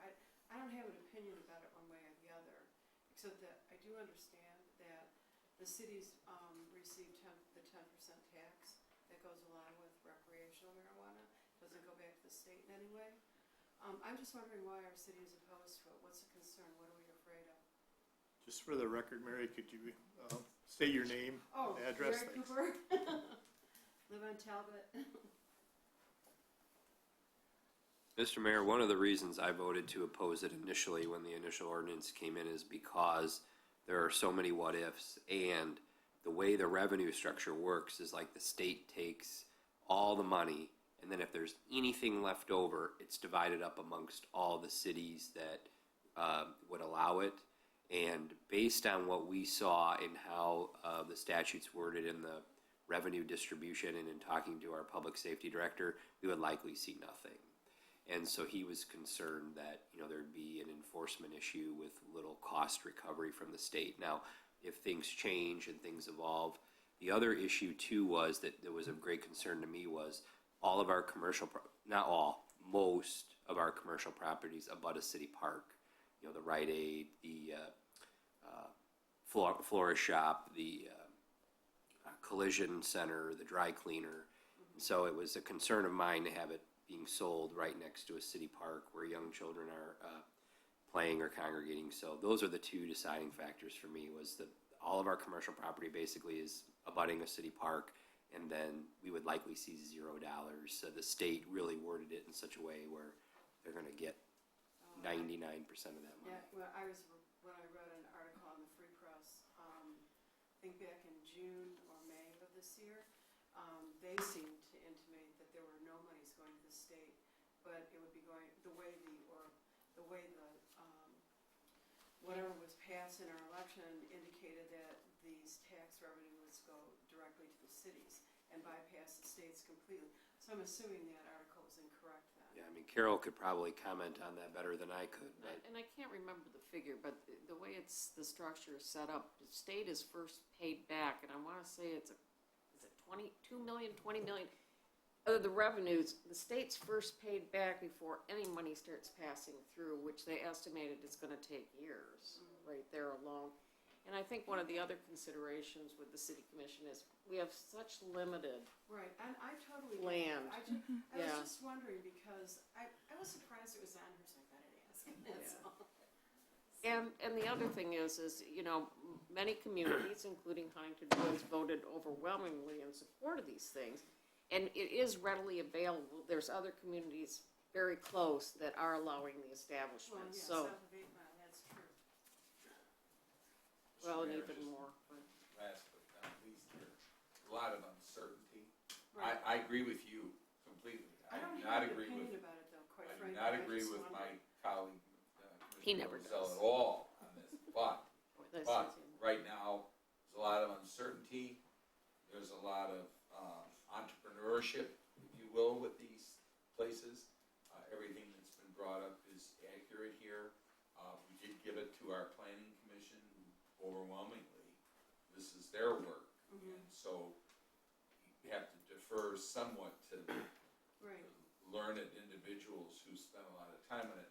Plus, my view of it is when in doubt, don't. So right now, it's doubt, don't. We're free to revisit it at any time.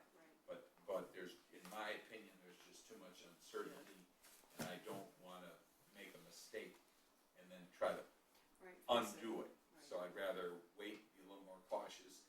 The law, we're clear on what we can get, like Carol said, and everybody's clear on what we're going to do, fine. Then And the we can state change. just issued the first set of the rules, and very thick, and it's all very confusing how it's all gonna play out, so.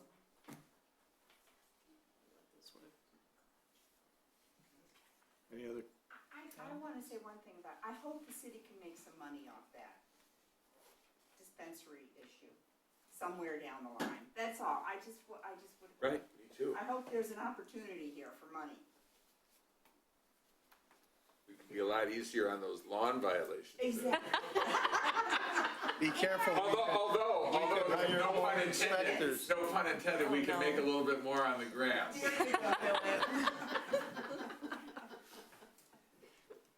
The general recommendation has been to wait and see. Right, and I understand. And the whole idea is who comes in in those places where they can, and what's the impact? No, I understand. Our spaces are so small, we're not going to be able to make a great contribution to the market, even if we said you can have all our open markets. All those in favor? Aye. Aye. Opposed? Motion carries. Item number 11 is an appointment to boards and commissions. We have an opening on our planning commission due to a resignation, and that's a mayoral appointment. So with the consent of the city commission, I would recommend we appoint Rick Poland, who we interviewed earlier this year, to the planning commission for the remainder of the open term. So moved. Support. Any comments? Public comment? Commission? Mr. Mayor, I met this individual at the new resident reception years ago, and he applied also for a vacancy when it occurred on the city commission, and he definitely wants to get involved in the community. His background certainly makes him qualified, and so I appreciate you bringing his name forward for confirmation. All those in favor? Aye. Aye. Opposed? Motion carries, and you'll Yes. notify him. And there is a second appointment, I don't know if you saw that. Library board. David Welch, second appointment to the Communication Committee. Should be the last page of that agenda item. It is. Second. Okay, we have a motion in a second. That was, all right, any public comment? Comments from the commission? Is that filling one of the new positions on No. the committee? No, it's an existing opening. All those in favor? Aye. Opposed? Motion carries. We have 8 sets of reports and minutes. Do I have a motion to receive and file? So moved. One of those is a second. Second. Thank you. Second, might as well. Third. Any comments or questions? All those in favor? Aye. Aye. Opposed? Motion carries. Do we have a motion to approve warrant number 353, subject to full audit? Second. Any comments or questions? All those in favor? Aye. Aye. Opposed? Motion carries. City managers, brief Yep. report. A couple of items. One, I just wanted to inform the city commission that the contractor did start today the road and sewer replacement project. And Recreation wanted me to remind residents that monthly blood pressure free service will be held tomorrow at the Recreation Center from 10 to 11, and that there is an ongoing, very successful drop-in program for seniors at the Recreation Center every Sunday. Just conversation, coffee, support from 10 to noon, if anybody wanted to drop by and take a look at that. And then the last item is we are wrapping up the final touches of the report from the Long Range Budget and Planning Committee. So I wanted to make sure that everybody was going to be available August 20th. That's your next meeting at 6:30, an hour before the meeting. We'll have a joint meeting with that Long Range Budget and Planning Committee. So if you had any questions on the process or their thoughts or their recommendations, that would be a good time to talk with them. 1 year's work can be summarized in 1 hour. Should we perhaps have a little bit more time than just 1 hour? It's up to the commission. It's the presentation of the report, and from there, I'm sure we'll schedule more meetings and more reports, but we do need a motion to move our meeting time to 6:30. Second. Any comments or questions? All those in favor? Aye. Aye. Opposed? Motion carries. That's it. Any other comments or questions for the city manager? When do we get our next $1 million in a grant? have anything in the fire right now. I'm waiting to see what happens with the SEMCOG multi-community grant. That would be our next opportunity to apply for green infrastructure money.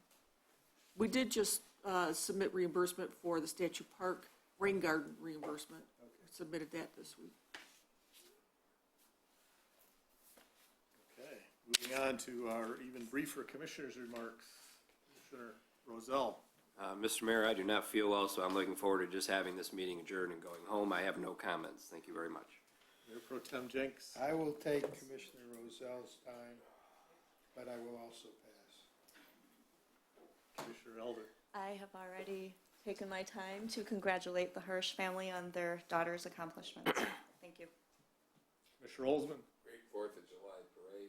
Congratulations to all of our city staff and the police, public safety, everybody that participated. Made it a great day for the city again. Thank you. I'm just going to add to that and recognize our 3 award winners from the 4th. Our Citizen of the Year, Pam Haxton, our Senior Citizen of the Year, Lenny Newman, and our Virginia Jones Spirit Award winner, Sophie Hart. They added much to our city, and we're lucky to have them as well as so many other great residents. With that, meeting is adjourned. This is a miracle. This is the longest meeting we've had.